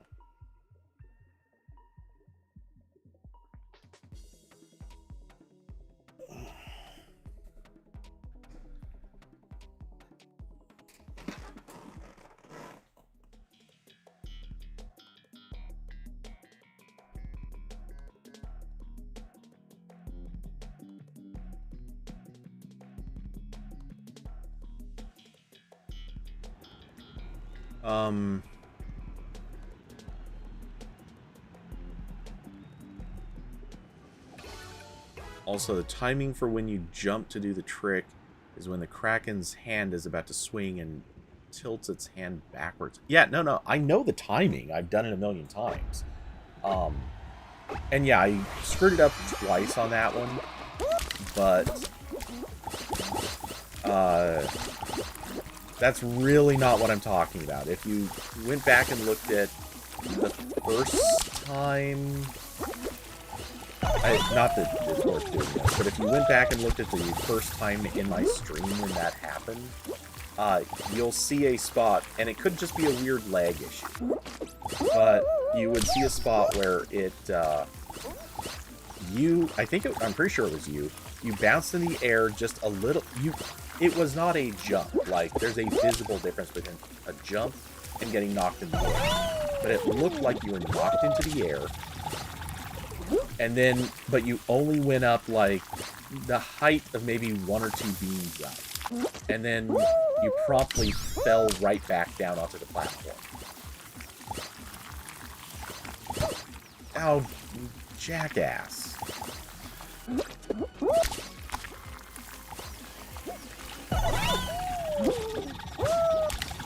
Moons are in the way. Hoist.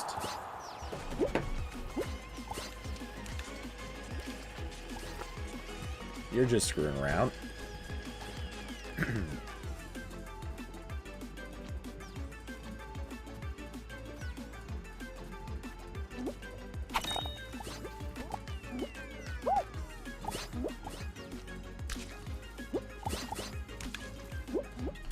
Also, there is a bit of a problem with, there's a bit of a problem with lag sometimes hitting me. Every once in a while that matters. I've noticed, like, sometimes I will jump. I clearly, anyone watching my screen can tell I jumped well ahead, or perfectly timed so the tentacle won't hit the platform and knock me into the air. I'll be like at the height of my jump even, and all of a sudden I'll just get propelled into the air because the servers lag. Kids are so bad. Well, yeah, we're getting matched in the hoop shoot in the early levels. Man, you get so many bad players who don't know what they're doing.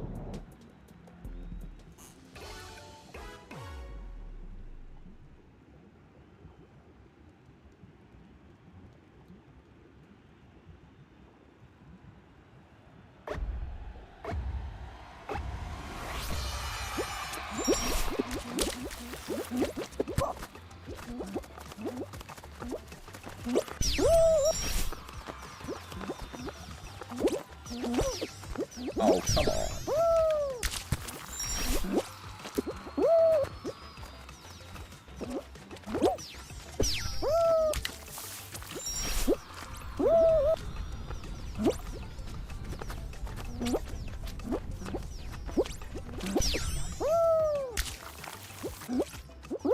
Yeah, this was the wrong way. Damn it.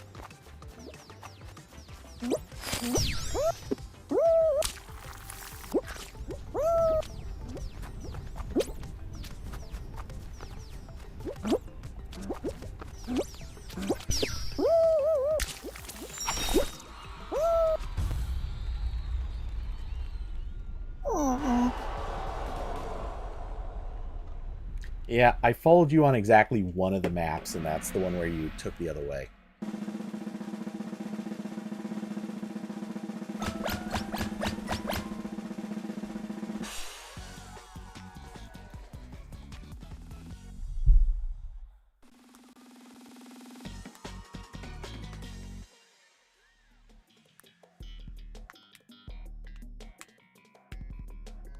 Okay, I expect to see you grief the living hell out of these guys.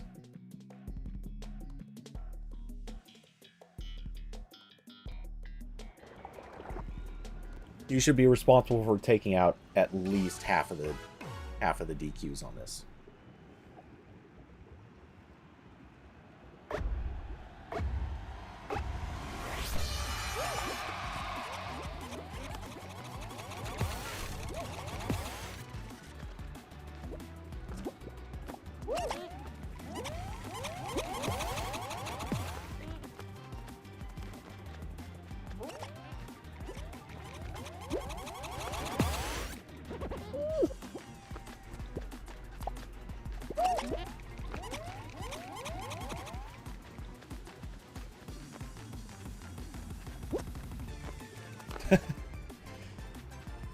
That's fun.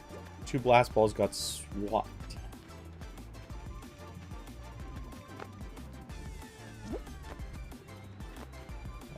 Water rise. First spot's going to become unattainable in about 10 seconds.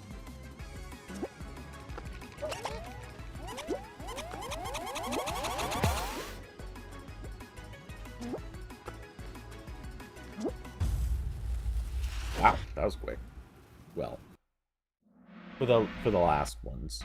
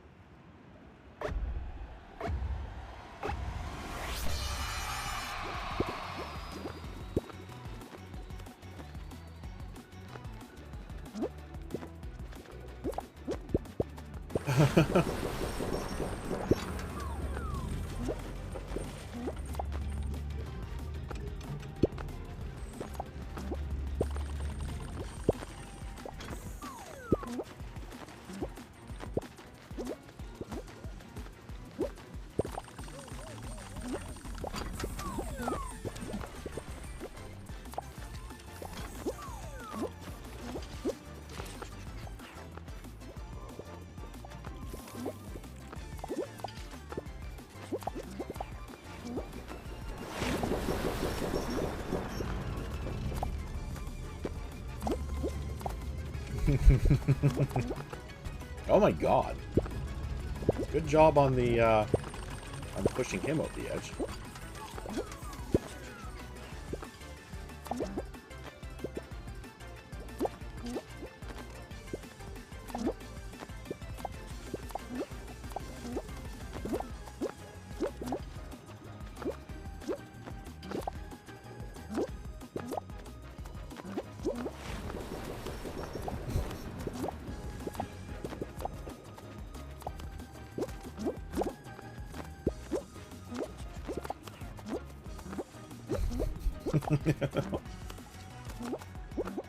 Man's jump button's gonna be broken.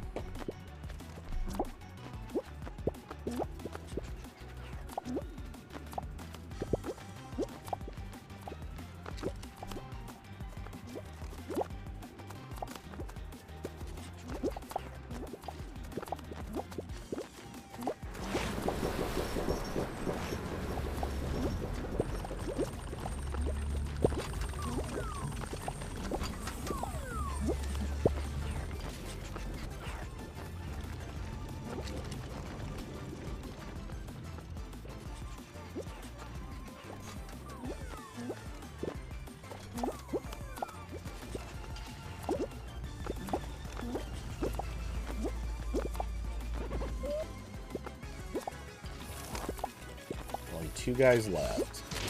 Well, 2 to eliminate. That guy did the work for you.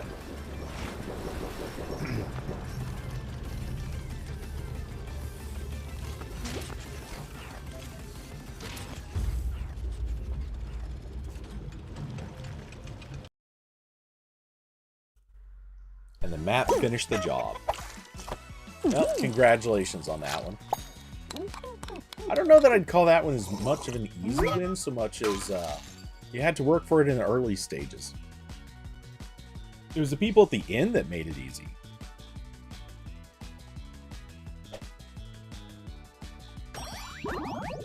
I think you ran into all the better or more annoying players at the early stage.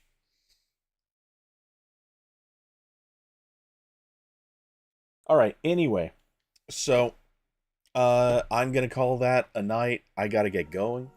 DX, thanks for playing.